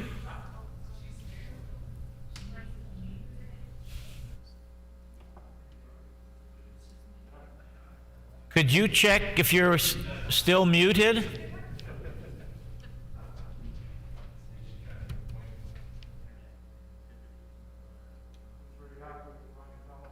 Order. Thank you, Mr. Deputy Speaker. Can you hear me now? The Honourable Minister of Municipal Relations. Thank you very much. And I'm going to go to hard copy just to ensure there's no issues. Thank you again, Mr. Deputy Speaker. It's an honor to be the first speaker for our government's annual 22-23 budget. I'd like to start by acknowledging Premier Stephenson for all she has done to get us to this first budget under her leadership. I also want to thank her for inviting me back into Cabinet and my appointment to the Treasury Board. While I attended my first meeting in January, the budget process had been mostly completed, but I enjoyed the time spent the last couple of months updating and reviewing decisions of the former Treasury Board I would members. like to remind the Honourable Minister that first, you're supposed to use the office, but not the person's name in the chamber. The Honourable Minister of Municipal Relations. Thank you, Mr. Deputy Speaker. I want to acknowledge our previous as well as our present finance ministers for their leadership on the Treasury Board, as well as all members of the Treasury Board Secretariat. The past 2 years as a government navigating a historic worldwide pandemic has not been easy as a government. Going into it with a balanced budget was a very positive factor, but we knew another deficit would be inevitable. Our first concerns were the health and safety of residents and a system that could handle what we couldn't even predict. There is no government anywhere that had all the answers and were able to manage all aspects were repeated in each wave, each with different outcomes. I have to acknowledge all levels of medical professionals and many other professionals that have navigated us through this worldwide pandemic. To all staff in housekeeping, dietary and maintenance and various other support services, we owe you our most heartfelt gratitude. These months and years have been unbelievably hard, physically as well as mentally. Together, we have learned many lessons, most of them the hard way, by trial and error, just like every other province and all other countries. All positions were needed and so many worked beyond expectations to care for those who were so sick with COVID and those who lost their lives. Even those outside the facilities, like paramedics, home care, and all other support staff, were facing challenges in their respective jobs that they would have never anticipated they would face during their career. Thank you to everyone and to those who continue to maintain adequate health care today all across our great province. As modern as our world has become, there are still diseases and other life-changing events that are not expected and cannot be planned for in any way. In many ways, our world has changed forever, and consequently, our budget and funding has also changed. Manitobans are resilient, and we will find our way back to a healthy and more sustainable future. This government is listening to the people of Manitoba, and we are making necessary changes as required to give Manitobans a great place to work, raise their families, and enjoy the many types of recreation, sport, or culture they enjoy, with good health care, education, jobs, and a strong optimism for the future. There was so much good news in this 2022 budget for healthcare all across our diverse province. New hospitals that have been needed for so long in Neepawa and Portage-la-Prairie are now in the planning and design stages of construction to begin in the coming months.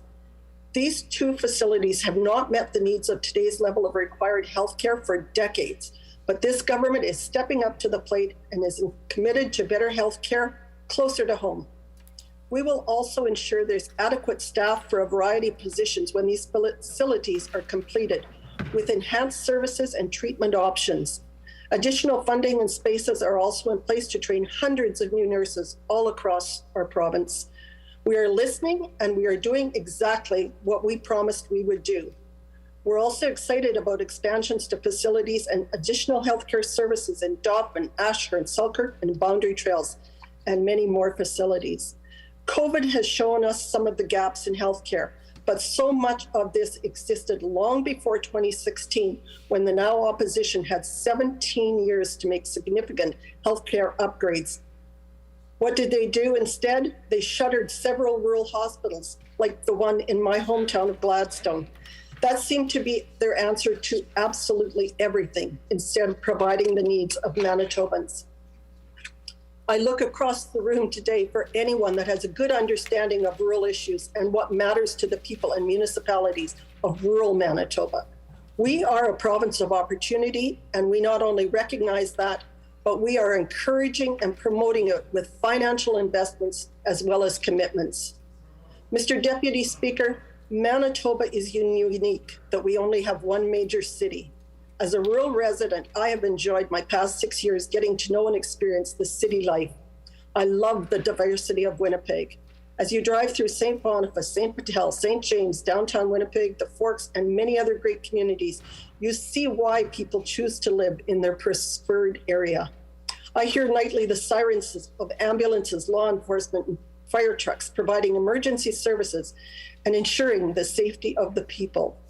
I've experienced emergency room services at the Grace and the St. Boniface Hospital during my time. I've attended concerts and many gala events. I enjoy the many restaurants and eateries, with still many on my to-go-to list. I've experienced grocery stores that are so massive and stocked to the limit with many products I've never seen before, coming from a small community, and I love it. We live in a great province, and we need to strongly promote all of our businesses, services, and attractions. I've also enjoyed my meetings and conversations with Mayor Bowman as a past municipal minister, but also in the past 3 months. We both recognize that there's so much to do, and that can only be accomplished with open and consistent dialogue. So that's what we do. This is happening also between the city and our government with the working table that has been established. This ensures that there are no surprises and issues. They are dealt with as they arise. And I want to thank all those participants for their efforts to maintain a positive relationship between the two levels of our governments. As announced, this will be Mayor Bowman's final months in the mayor's office, and I wish him well in future endeavors. Mr. Deputy Speaker, the leader of the official opposition says he doesn't want to hear that we'll take no lessons from that side of the aisle. Well, when it comes to municipalities, I'm taking some really good lessons, and I have not forgotten what I experienced with the opposition this last 17 years.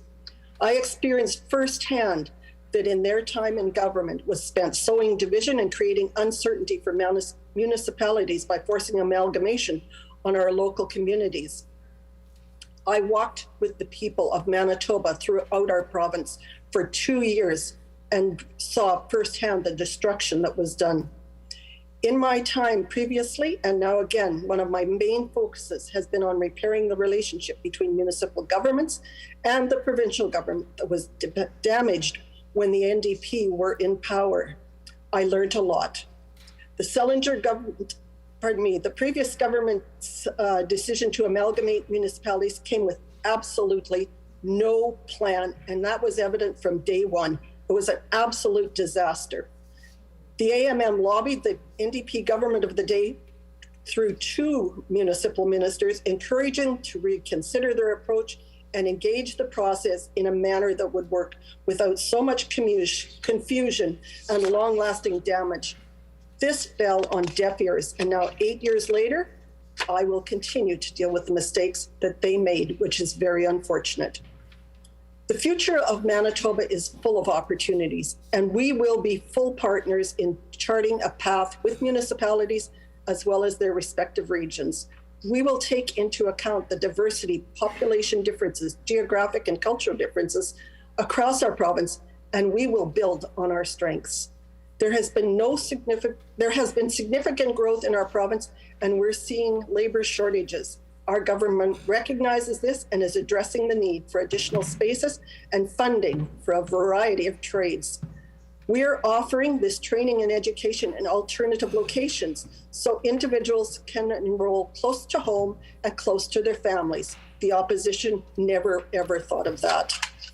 Our education is also getting the financial increases needed to build 22 new schools, and this answers to the continued growth in many areas of Winnipeg and the rural areas as well. Our Department of Education will work with stakeholders to ensure our education system is where it needs to be to provide a better brand of learning and outcomes for our children so they are well prepared for their chosen careers in the future. The 22-23 budget, we are pleased to be providing additional funds to the Water Services Board to work with many much-needed infrastructure projects, both regionally and to individual municipalities. I met with the Water Services Board a few weeks ago, and they were excited about the 22-23 construction season, and they have many projects engineered and ready to go. Our province is growing and being seen as the ideal location for many corporations to expand their business ventures. We are also attracting a lot of interest and commitment from developers and investors abroad. This is great news for all Manitobans. As a government, we are doing the necessary preparation to encourage and welcome this growth and expansion. Bills 37 that was passed in the fall and 33 and 34 recently tabled through municipal relations are enhancing and aligning our provincial planning to ensure we have a solid procedure for this to happen. The Winnipeg Metro region will now be positioned and aligned with other provinces and ready for future growth, working collaboratively with a significant reduction in red tape. There has been a significant amount of work gone into Plan 2050 already, but there's still so much to do. It's exciting to be a part of it as we move forward in this process. Regional planning and projects are strategic, reduce red tape, and ensure quality and affordable projects for all partners. Mr. Deputy Speaker, I'm happy to use this time to also reinforce our government's commitment to our local municipalities. It doesn't have to be repeated that the past 2 years have been challenging, but our collective efforts and sacrifices are being rewarded as we move into a new normal. I want to extend a heartfelt thank you to the AMM and all municipalities for their efforts of the pandemic and in a general way for all that they do to promote the interests of the people of Manitoba and ensure that all voices are heard. A strong provincial economy benefits all municipal partners, and the budget positions the province to grow so that municipal development, related property values, and municipal property taxes in all sectors continues to be strong. Our government remains committed to exploring shared funding solutions with AMM on their Partners for Growth initiative and the City of Winnipeg fiscal priorities through our officials' collaboration tables. Our government recognizes the importance of building thriving and sustainable communities across the province, and it values partnerships with nonprofit organizations, municipalities, and local communities as we work together to improve the quality of life in the communities where people choose to live, regardless of the location. Mr. Deputy Speaker, I'm pleased again to share that the amount of our Building Sustainable Communities funding has been increased to a level of $25 million for 22-23. Our government is very pleased to provide this additional funding as it is much needed, and it will help municipalities and nonprofit organizations to build, repair, and enhance many worthwhile projects and to help bolster many events that have not been achievable during the past 2 years of COVID restrictions. There were close to 600 applications and almost 40 million in funding requests for innovative projects and improvements. It will also help to bolster communities in many ways. We are close to announcing the recipients and seeing the work get underway. I look forward to visiting many communities to make formal announcement and others in the upcoming months to see what the outcomes of their and the progress of their projects, large or small. Mr. Deputy Speaker, a vibrant and sustainable province isn't just about dollars spent. It's about relationships that are built on trust and respect. It's all about carrying through on commitments and always keeping a focus on what's best for Manitobans. I am beyond proud to work with a team of colleagues that are focused on these commitments to the people who have elected us. Many decisions do not come easy, and we don't always agree, and I see that as being very productive. We have a premier who listens and is open to a fulsome discussion on all issues. Her door is always open to us. She is a premier that gets out of her office in the legislature so she can walk and talk to the people. This is exactly what we need. She recognizes we all come with different strengths, knowledge, and experience, and she encourages us to use it in our respective roles and responsibilities. I look forward to the next couple of days meeting and spending time with Manitoba municipalities at their annual spring convention, which is in person, which is very exciting. I look forward to participating in a fireside chat with AMM President Cam Blight as we commit to a strong and respectful working relationship on behalf of all municipalities, large, small, and in between. I also look forward to an early morning women in municipal government breakfast with delegates as well as our premier. I consider it an honor and a privilege to have represented the people of Manitoba in 3 different levels as an elected official. It comes with an abundance of responsibility and often a high level of stress, but there are rewards. For me, those rewards are the people I've worked with, the people I've met from all across Canada and beyond. But the greatest rewards for me are the many I'll continue to call my friends forever. Mr. Deputy Speaker, Manitoba is a great province, and I am so proud to call it my home. I look forward to a great year ahead as we build a healthy, sustainable communities and a future that Manitobans can depend on for generations to come. Thank you, Mr. Deputy Speaker.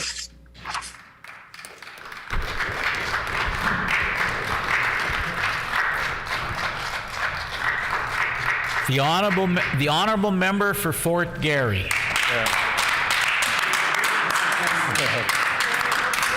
Thank you, Mr. Deputy Speaker. And listening to the comments from the other side and their talking points, and it just comes down to some basic truisms in life, that you don't create a great healthcare system by cutting it. You don't build an excellent world-class education system by defunding it. And you can't have an economy when you don't have your infrastructure, when it's crumbling, when you refuse to repair it, when you do not build the infrastructure for tomorrow. And you cannot build an economy by cutting taxes solely for the wealthy. This budget is from a tired government. It has got no new ideas in it, and it's the same old PC government budget. The whole idea, the whole project here was they had to get rid of Brian Pallister because he had worn out his welcome. Manitobans had passed judgment on him. He was, done with. Nobody was ever going to vote for him again. So they get themselves a brand new leader, one who we hear unironically listens. And this is supposed to be their change budget. This is supposed to be the budget where they prove to Manitobans that they've listened, that Manitobans absolutely have hated the policies of this government for the last 5 years, and this is the budget to turn things all around, say that, we've listened to Manitobans and we're gonna bring in the budget that they want. Well, they failed, and they failed spectacularly. Brian Pallister would have been proud of this budget. In fact, this is a Brian Pallister budget. This is his ideas, his way of thinking. There's absolutely nothing new or different about what's gone on here. So the talking point from this budget was that this was supposed to strengthen healthcare. Bottom line, since 2016, healthcare funding has not kept up with inflation. It's been a de facto cut 6 years in a row. So this government is offering up $105 million in new money for healthcare, keeping in mind that they don't actually spend what they claim they're going to. So we're not actually going to see $105 million of new money in healthcare. But even if we did, that is so far below the rate of healthcare inflation that is a drop in the bucket and will not ail what the system needs. And of course, they're providing a one-time $110 million surgical backlog dollars. Well, we've heard that, in last year, the $50 million they provided there didn't actually amount to $50 million. It actually was more like $10 million, and the $40 million of that went to other purposes. So we have to take that with a grain of salt. And of course, with that, we now know $10 million as opposed to $50 million backlog money. Backlog has gotten drastically and significantly worse. So we can only imagine how much of the non-spending will happen with this new basket of money and how much the backlog will get worse. We also have in this budget, and this government patted themselves on the back, $9 million to add 28 ICU beds, so that we get up to 100 ICU beds in Manitoba. We used to have over 120 before their fetishism of cutting happened, right? We had the hospital at Victoria. We had Concordia. We had Seven Oaks. All had ICU beds. And we are not even putting back in the system what's already been cut and taken out. somebody commented is that if you didn't cut in the first place, this new dollars would be about improving ICU and healthcare. It wouldn't be trying to salvage what we have. But of course, there's no staff in any event to staff these beds. And of course, we've learned from COVID that we needed much more than 120 ICU beds, and we routinely ran out, and we had the shame of having to send Manitobans out of province because we couldn't even look after our own citizens because our healthcare system was in such dire straits. Now, again, this government says they listens to Manitoba, and of course, they point to the budget town halls. And this finance minister and the previous one, this is the sort of talking point they come out there, oh, we listened to 50,000 Manitobans. No, you didn't. And the whole process is a sham. What happens, and I'll give Winnipeg as an example, the Winnipeg Town Hall, the government hires a private polling company to cold call Manitobans in targeted ridings. And for the Winnipeg Town Hall, they called 12,272 people. So the people at home, they're just relaxing, doing whatever. The phone rings, they pick it up. Oh, it's the Manitoba government, we're having a town hall. And at its peak, the Winnipeg Town Hall, only 1,608 people listened for a few seconds before hanging up, right? And so when the government says that 12,000 people attended the town hall, no, they didn't. It wasn't even 1,600. Those are the only people that actually listened for 30 seconds or whatever the metric was. But basically, 76 people wanted to ask questions during the town hall. They were, of course, screened out. Only 12 people were allowed to ask questions, and surprise, surprise, what did these 12 people want to talk about? Is I'm a rich person, how can you catch my taxes? And that was the town hall, right? But what was interesting with these town halls, they had polls, and this they couldn't screen out, this they couldn't manipulate, and they would rank in these polls people's priorities. And of course, tax cuts for rich people was dead last in every single PC town hall. Every single one. Didn't even come close. And the number one priority of Manitobans was healthcare by a country mile. So this listening premier and this listening government, what is their priority in the budget? Is it healthcare? No. It is tax cuts for wealthy people. In fact, they spent more money in this budget giving tax cuts to wealthy people than they did on new health care funding. That was the priority. So how did they listen? Well, they didn't. And of course, that becomes very common with this government. So what did this budget do? It got a whopping $610 million more from the federal government. Revenues grew by $1.5 billion. That's an 8.5% increase year over year. Corporate and personal income taxes were way up, about $503. We were basically flooded with money in this last budget. And despite that, we're running a $548 million deficit. That deficit could have been eliminated this year completely. We had enough money to do it, but for the tax cuts that went to wealthy Manitobans. We know that they froze funding, which basically was a cut to education. We know that they froze funding for municipalities, which again is a cut, and they have underspent infrastructure. They've froze funding for the child welfare system, which is a cut, and they raised taxes.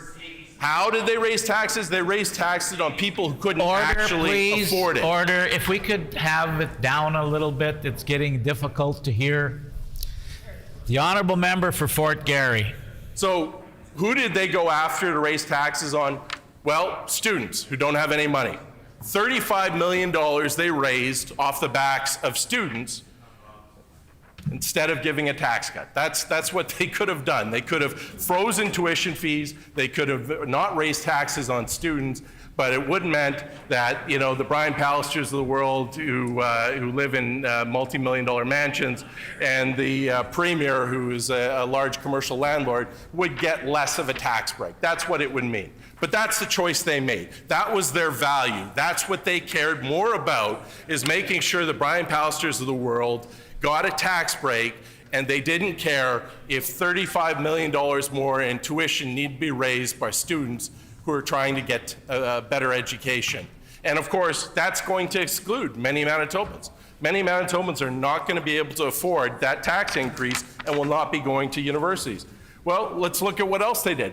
While they were out giving a $350 million tax breaks to large estate owners and the very wealthy corporate landlords, they cut the rental tax credit. There's 40% of Manitobans are renters, and they are now worse off because of this budget. They basically had a tax increase this year. So 40% of Manitobans, the ones that need the help the most, got their taxes raised. And of course, what a property tax is, and why this government hates it so much, it's a wealth tax. And the wealthier you are, the more you pay. And of course, it has to go. So they cut Manitoba's wealth tax, which is a property tax, which disproportionately helps those that are doing just fine. And to add insult to injury, they borrowed money to do it. They didn't actually have the money.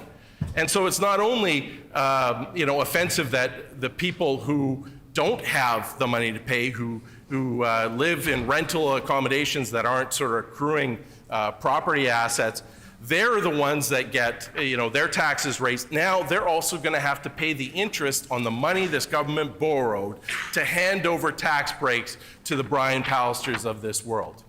That's absolutely shameful. And it certainly doesn't do anything for affordability in Manitoba. We know that over 30% of the education property tax rebates are leaving the province. They're going to out of province corporate landlords, big companies in Calgary and Toronto that own property here and are basically absentee landlords that have management firms here that look after property. That money's not even staying in Manitoba. It's not creating any jobs. It's not helping to grow the government. So, and then of course, there is absolutely these sort of targeted tax cuts that don't make life more affordable. And the classic one that's probably the height of ridiculousness is this government cut $15 million in vehicle registration fees. And they're saying, this is our big affordability plan. Now, who cares if gas is going up and groceries are going up? You got a $15 million break on your registration. Well, that works out to $10 a car. Nobody is going to notice that. That is not going to help anybody. But what they do notice is when they lost their ER, because $15 million keeps the Victoria General Hospital emergency open for a year. And I can tell you the good people of Fort Richmond are not happy about that. I can tell you the good people about Waverley are not happy about that. The good people of Fort White are not happy about that. And the good people of Seine River are not happy about that. And if you ask those people, and we do, they would rather pay $10 more in their registration fee for their car and have a functioning, fully staffed, modern emergency room in the south end of Winnipeg.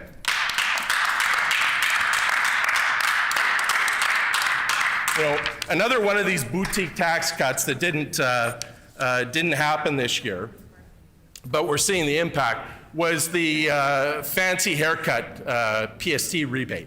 So if you pay more than $50 for your fancy haircut, then now you get a PST rebate from this government. And of course, this government, this is another one of their affordability measures, keeping in mind that most people can't afford expensive haircuts like that. So who are you actually targeting for your affordability measure?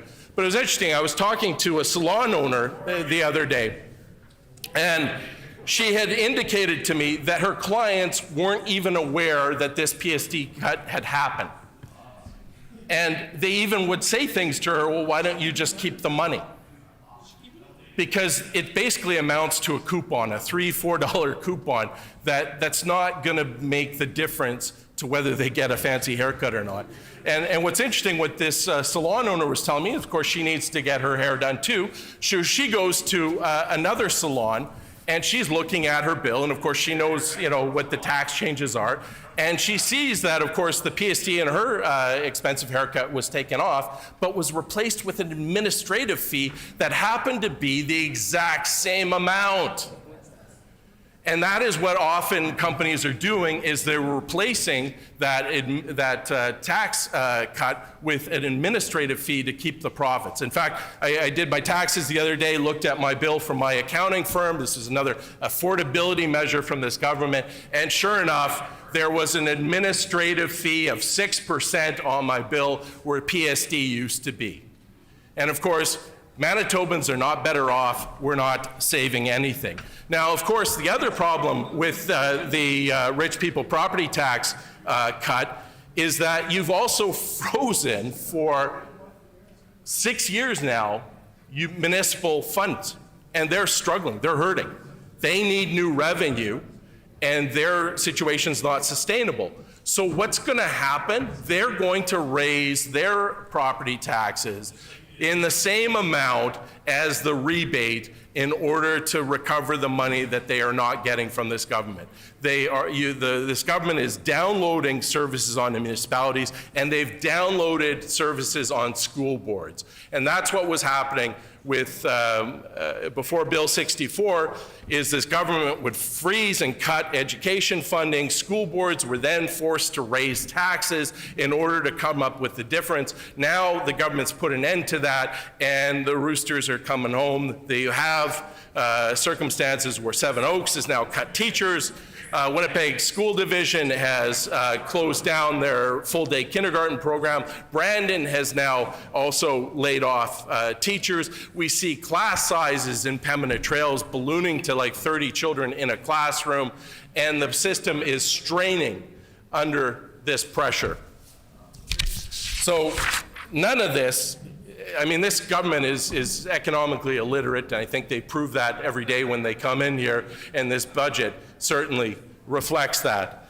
But also, my time's limited here, and there's so much more to say, but the last sort of thing I want to talk about is that there was a real missed opportunity here when it came for money to support Ukraine and the crisis there, not only because of our historic ties in Manitoba between our large ethnic Ukrainian population, but also because we have historically been a refuge for people fleeing conflicts around the world. And really, if this government had a vision, we need to become the province that opens its arms to all people everywhere when there's a conflict. And this is a real opportunity for this government to create a system and services that when we have these conflict zones, that we have the supports in place and show leadership to actually have Manitoba as a sanctuary where we can help them. But of course, this government loves to make speeches on the steps of the legislature, loves to pander to the Ukrainian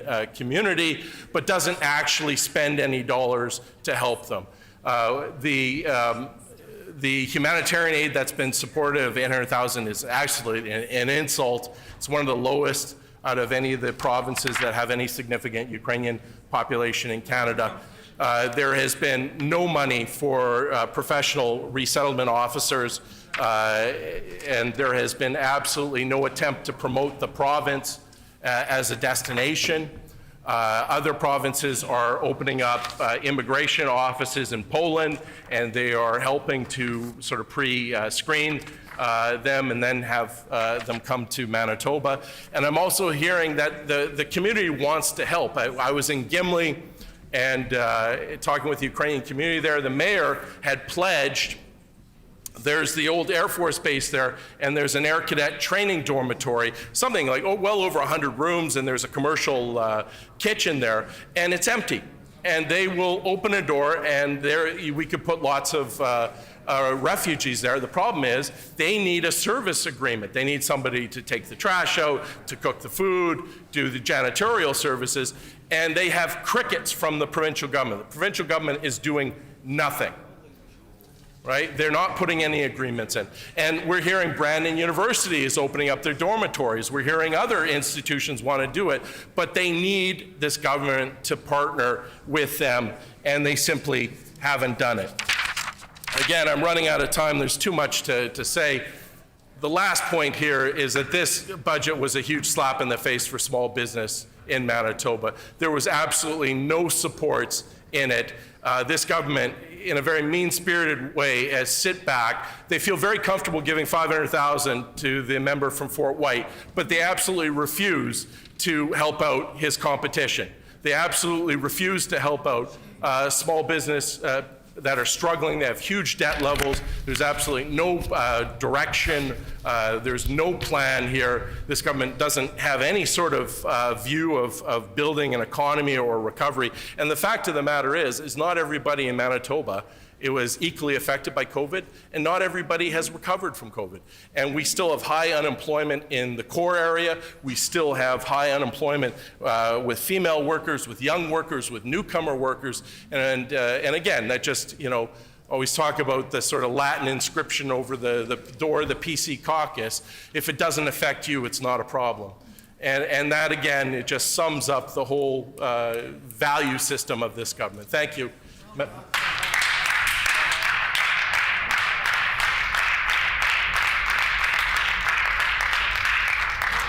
The Honourable Minister of Sport, Culture and Heritage. Well, thank you, Madam Speaker. It's an honour to be provided the opportunity to speak today on our government's budget 2022. I'm very proud. More to come. I am very proud of the actions we are taking to strengthen, invest, and build our great province.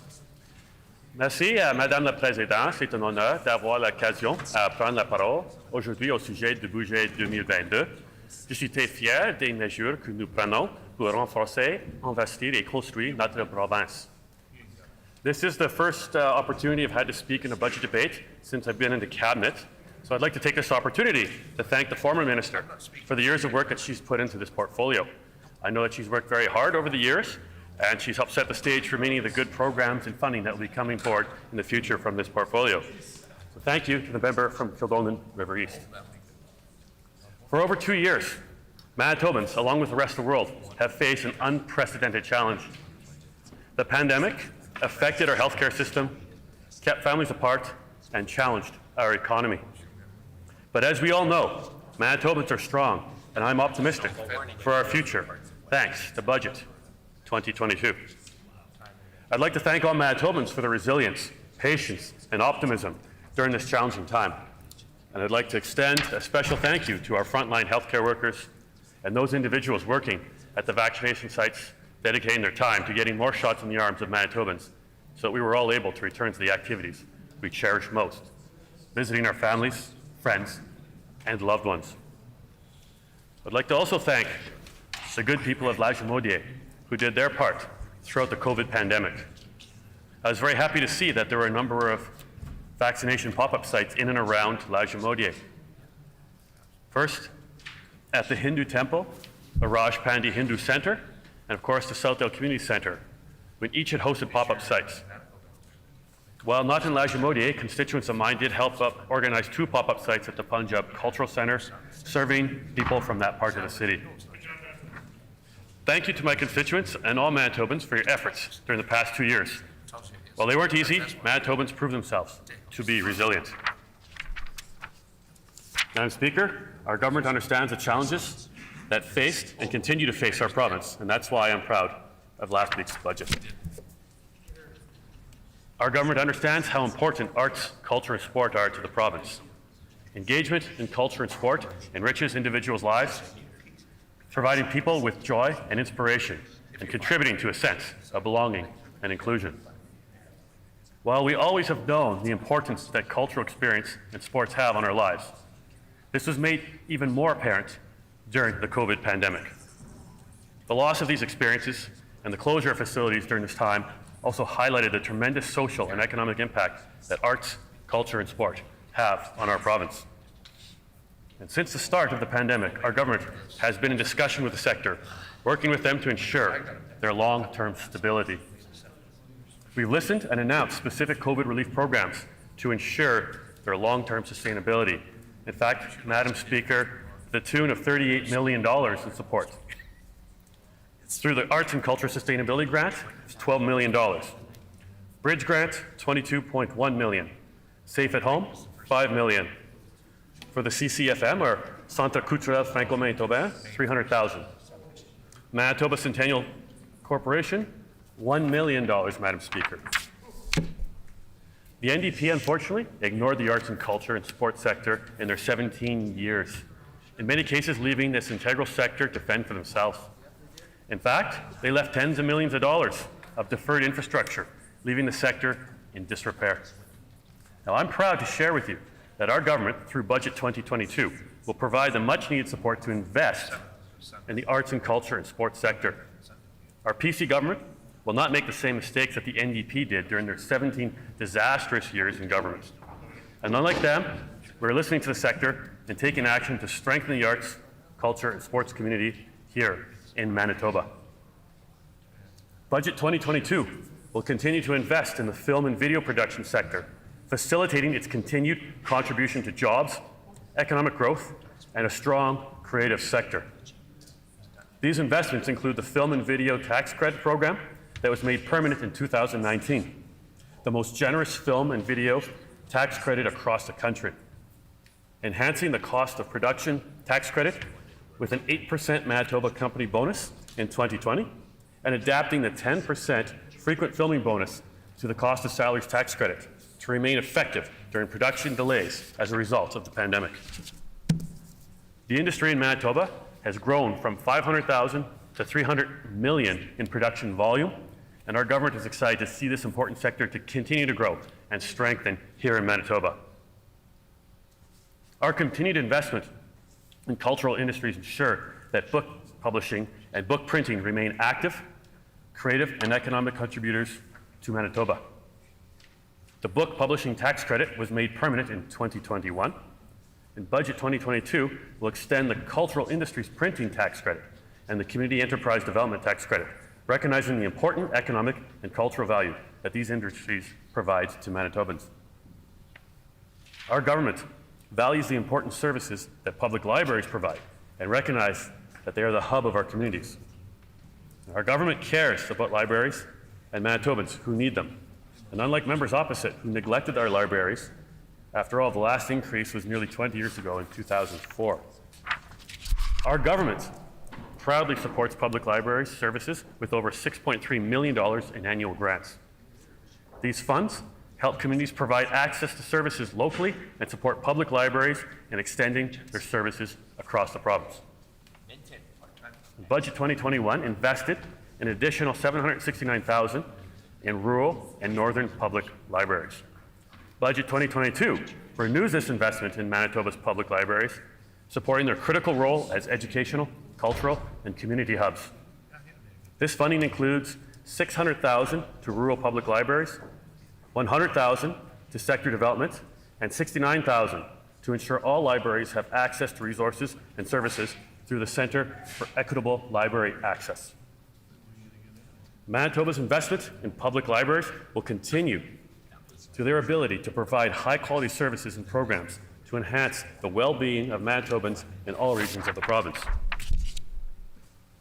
Madam Speaker, our government recognizes the importance of investing in our past and ensuring that Manitoba museums and archives can continue to share and preserve our stories for our future generations. Unlike the previous NDP government who failed to take concrete actions and never committed to preserving our provincial heritage. Our government, on the other hand, is committed to preserving and enhancing Manitoba's historical places. In Budget 2021, our government committed $25 million for the creation of the Bay Building Fund to support projects that will restore, preserve, and maintain heritage elements of the historic Hudson's Bay Company building. Held in trust by the Winnipeg Foundation, the capital invested in the Bay Building Fund will help preserve one of Manitoba's most cherished landmarks. The interest generated on the capital will be used to support Manitoba's broader heritage sector. Budget 2022 includes up to $240,000 for project grants to community museums, targeting initiatives that are aligned with key priorities of government and community needs including reconciliation, equity, diversity, accessibility, inclusion, COVID-19 recovery, and collections management. An additional $200,000 to support heritage initiatives that respond to high-level or emerging sector needs to raise awareness, understanding, and appreciation of Manitoba's heritage and to conserve, protect, and preserve Manitoba's long heritage. I am proud that our government recognizes the importance of investing in our past and ensuring that Manitoba museums and archives can continue to share and preserve the stories for future generations. While preserving our heritage, the arts and culture sector is also an economic driver in Manitoba. Pre-pandemic, it contributed to $1.6 billion of Manitoba's GDP. Sport contributed an additional $348 million. Together, these sectors provided over 26,000 jobs and contributed to tourism and hospitality. In 2021, our government invested up to $6 billion in one-time funding to support areas of the arts and culture sector severely impacted by COVID-19 related facility closures, programming and event cancellations, and significant loss of revenue and jobs. An additional $6 million were provided in 21-22 to continue to support the sector going on this year. Madam Speaker, these funds have helped to stabilize organizations and supported the adaptation of operations, programming, and artistic practices to ensure a more resilient and sustainable arts and cultural sector. Madam Speaker, RPC government is committed to strengthening, investing, and building the arts, culture, and sports sector in this great province. And that's why I'm very pleased to share with you that Budget 2022 introduces a new Community Arts, Culture, and Sports Fund, an investment of a $100 million fund over 3 years, which will build and strengthen the arts, culture, and sport for those working in the sector and the many more who enjoy and celebrate our rich culture and heritage. This fund will address the needs across the sector for capital projects, capacity building, community festivals, and events in the province. Madam Speaker, unfortunately, the NDP were silent when it came to supporting this vital sector in our province in their 17 years of disastrous government, where they left tens of millions of dollars in deferred infrastructure maintenance. The NDP completely ignored the sports sector. While theirs is a record of failure, we on this side of the House, we're getting it right, Madam Speaker. Our PC government will continue to correct the wrongs of the NDP, and we are listening and taking action. Madam Speaker, Budget 2022 solidifies our PC government's commitment that is needed to recover together here in Manitoba. Thank you.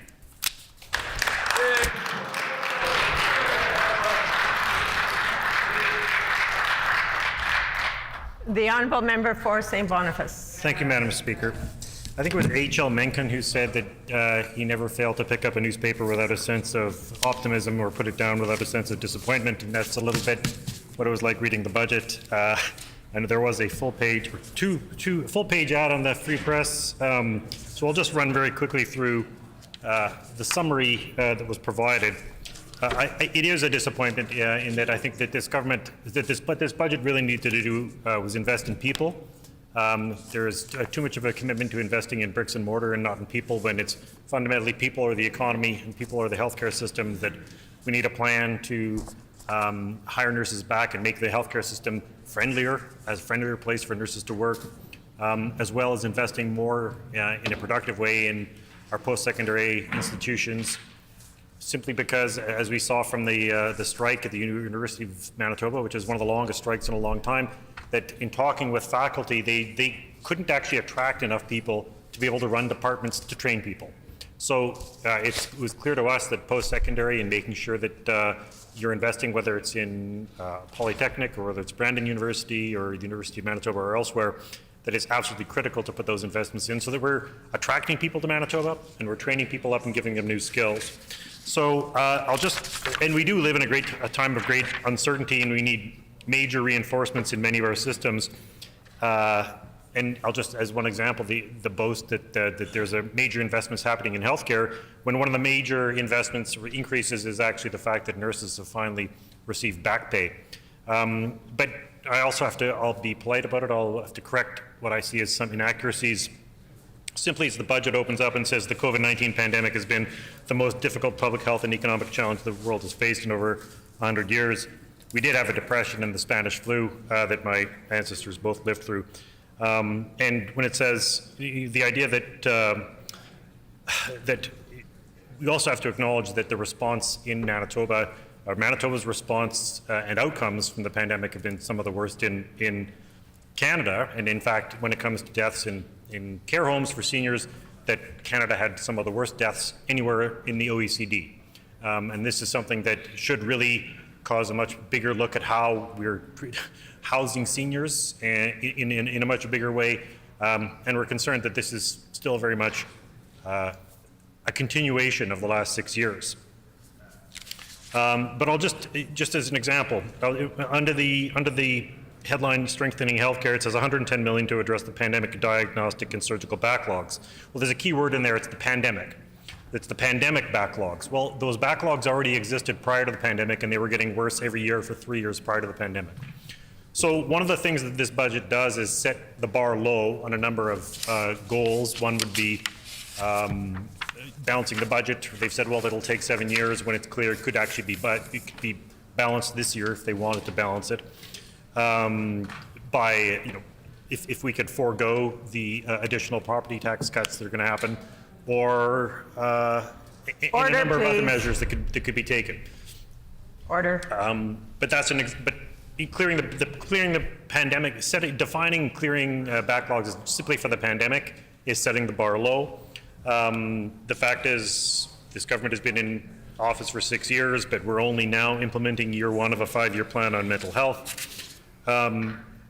Implementing the recommendations of the Stevenson Review is really, it's not something, it's necessary, but I don't see that it's something to be that proud of, because what happened in Maples was such a tragedy and a catastrophe, and it was avoidable, that many of us in this chamber stood and asked, as well as the Long-Term Continuing Care Association of Manitoba, they sent every single MLA in the House an email throughout the summer of 2020 asking for help, because they said they'd received excellent guidance on how to keep their facilities safe, but no funding.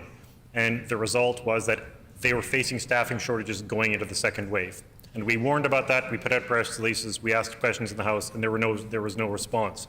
So, and even the Stevenson Review was criticized by the family members who were involved in Maples as being inadequate. Increasing enrollment in Manitoba's post-secondary institutions. Again, I just mentioned the fact that there was an UMFA strike where, because of the low pay in Manitoba, we not only have a challenge attracting and maintaining faculty, we can't attract and maintain faculty enough to be able to run courses. And it's directly a result of underfunding of Manitoba, when people will go to Saskatchewan where they can make $15,000, $20,000, $25,000, $40,000 more for doing exactly the same job. The commitment of $812 million in rural and northern healthcare, that's a capital commitment. It's not new, it's already made, and we don't actually have enough people to staff the hospitals that we have right now. So again, I think it's disingenuous to present this as healthcare spending in the same way that it's disingenuous to present 22 schools as being education spending. This is construction, it's infrastructure. Ultimately, it's people who teach, and it's people who provide healthcare. And if we don't have the people to teach, and if we don't have people to provide healthcare, we're not actually making investments in healthcare or in education. The $630 million dedicated to contingencies is positive, but the fact is that there are a number of people who are struggling very desperately right now. The Canadian Federation of Independent Business was extremely critical of this budget because of the lack of support for small businesses who've been struggling and who've had to take on colossal amounts of debt during this crisis. Increasing the education property tax rebate. They talk about the average homeowner. This is, the use of the word average is it's one of those words that really needs to be handled extremely carefully, because the idea that the average homeowner is actually going to get $1,355, people might think, well, I'm an average homeowner, that's what I will get. The reality is that's not how the distribution works, is that the average homeowner will actually receive less, but because a large number of people and commercial owners and apartment buildings and everything from large commercial farms or corporate farms and even pipelines can get the maximum, which is I think $5,000, which was $5,000 and now will be increased as a rebate, which means that the vast bulk of homeowners will actually receive nothing. And of course, people who don't own a home or property will receive nothing. The residential renters tax credit is not new. Expanding the child care subsidy program, again, this is a federal program which is going to be entirely funded with federal money. Ironically, it was a program that the federal Conservatives promised to cancel. There are some promising gestures in terms of low-income Manitobans for EIA, rent assist indexation, and income support for programs with people with severe and prolonged disabilities, but these are long overdue. It is actually, I've talked to a number of people, and it's truly shocking, the living conditions that people on EIA have to live in, and especially people with disabilities. I've heard some truly tragic stories of people trying to seek, even injuring themselves in despair. And this is something that EIA reform is long overdue. Even if we were to say allow people to earn more, there are many people who are under 65 who have to break into their CPP savings because they're ill, they have mental illness, they've been disabled or injured, and they cannot work. It means that we have tens of thousands of people in Manitoba living on EIA, which is really a tragedy because, and it has been going up basically since 2008. Tens of thousands of those people could also be working, but some of them they need adult literacy, and we don't see the kind of investments happening there. Reducing vehicle registration fees is just sort of a helicopter drop of money. The venture capital fund is positive in principle, but one of the great challenges with any kind of business assistance is that it needs to be politically impartial. I think $50 million was the amount of money that was lost under Crocus. So it's positive to have venture capital. I know that there are businesses who feel compelled to leave Manitoba because they've not been able to access capital. But it needs to be done in a way that's politically completely independent, or at least, or even multi-partisan, or find some way in order to distribute funds in a way that is based on merit and not on who you know. We continue to have concerns about the skills, talent, and knowledge strategy. Again, the $326 million over 2 years is all federal money. There are concerns from childcare advocates that the 50 new home-based spaces and 1,716 spaces in new childcare centres still need people to work in them. And when it comes to climate change especially, there are some major shortfalls. $6 million for 12 initiatives and $1.5 million when we really are living in a climate crisis. And there is enormous potential. Of all the provinces in Canada, Manitoba probably has one of the best opportunities to make gains and contribute to fighting climate change, not just with hydro, but with working together in ways, but it will take much more investment than we're seeing, especially when, as the IPCC and many others have insisted that the time is running short. We have to act on this immediately. I'll just finish by saying I am concerned. It's not anything to do with this government, believe it or not, but concerned about the fragility of the Canadian economy. We have lots of people have predicted a housing bubble. It's extremely difficult for people to afford a home. New home buyers, young people have basically given up. There's talk of people abandoning the idea of owning houses entirely. I won't get into all the weeds of the policy, but I am extremely concerned that the Bank of Canada is going to be raising interest rates, and that it will ultimately end up, while it might end up crashing might end up popping the housing bubble, it may also bankrupt a lot of people and businesses who are laboring under crushing debt and will not be able to handle an increase in interest rates. So on that somber note, I just wanted to get it on the record that I am concerned, though it is something essentially, because the Bank of Canada is independent, out of all of our control. Therefore, I will, if I can, I'd like to move the sub-amendments to the budget. I move, seconded by the member for River Heights, that the amendment be amended by adding after clause FF the following clauses. GG, failing to make new investments in improving the lives and abilities of Manitoba, choosing instead to expand existing inequities in selecting the status quo over growth and innovation. And HH, failing to increase funding for the Emergency Measures Organization despite 2 years of historic crises, including pandemics, fires, and floods. And II, failing to provide any sort of plan for individuals seeking to escape wars in Ukraine and Afghanistan by partnering with local organizations to ensure a proper and smooth resettlement transition to Manitoba. And JJ, failing to commit to equitable health and education funding for all Manitobans, choosing instead to continue concentrating services in Winnipeg.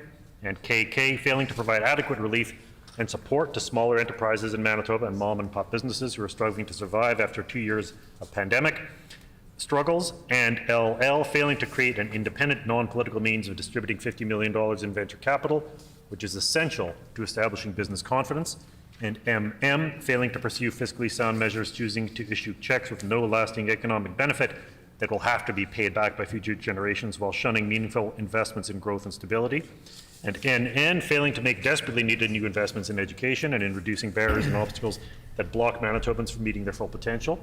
And OO, failing to make proactive investments to avoid health concerns, especially areas such as diabetes, supplies, and medications that can prevent death and disability. And PP, failing to provide a plan of relief for the thousands of Manitobans that have waited weeks, months, and sometimes years on a waiting list to have necessary medical needs addressed. And QQ, failing to address the significant impact COVID-19 has had on the mental well-being of Manitobans and the development of children by providing a plan that focuses on mental wellness and brain health to assure that Manitobans are living healthy, fulfilled lives. And RR, failing to ensure children attending Manitoba schools receive a minimum of one meal or snack each day.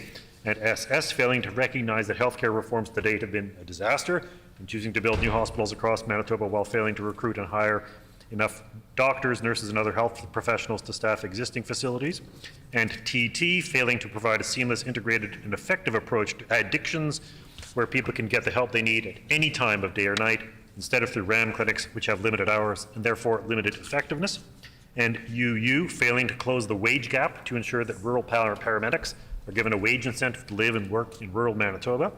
And VV, failing to present a plan to address economic issues while at the same time making Manitoba more sustainable, making drastic reductions in net carbon dioxide, methane, and nitrous oxide emissions. And WW, failing to allow Manitobans to take steps to reducing their own carbon footprint by following the federal government's lead by providing rebates for the purchase of electric vehicles, major retrofits to existing buildings, and adaptations of agriculture.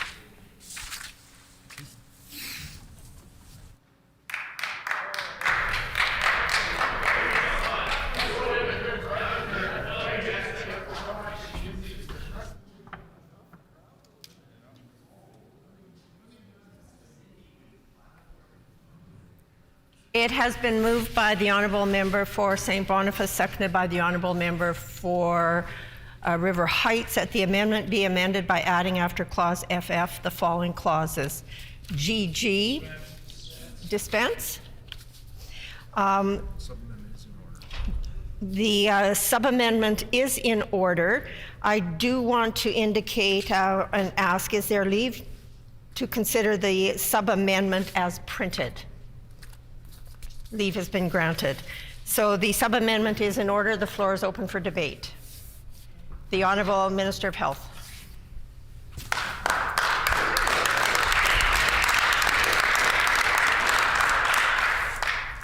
Thank you, Madam Speaker, for the opportunity to rise in the House today and put some comments on the record related to Budget 2022.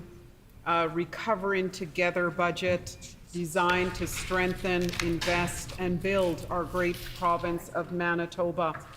Before I speak specifically to the content of the budget, I would like to pause and just thank all the healthcare workers in Manitoba at all the various levels that they work, from housekeeping to surgeons, nurses, physicians, healthcare aides, allied health. I just want to, on behalf of all Manitobans, thank all of you for the incredible work that you've been doing over the past 2+ years to keep Manitobans safe.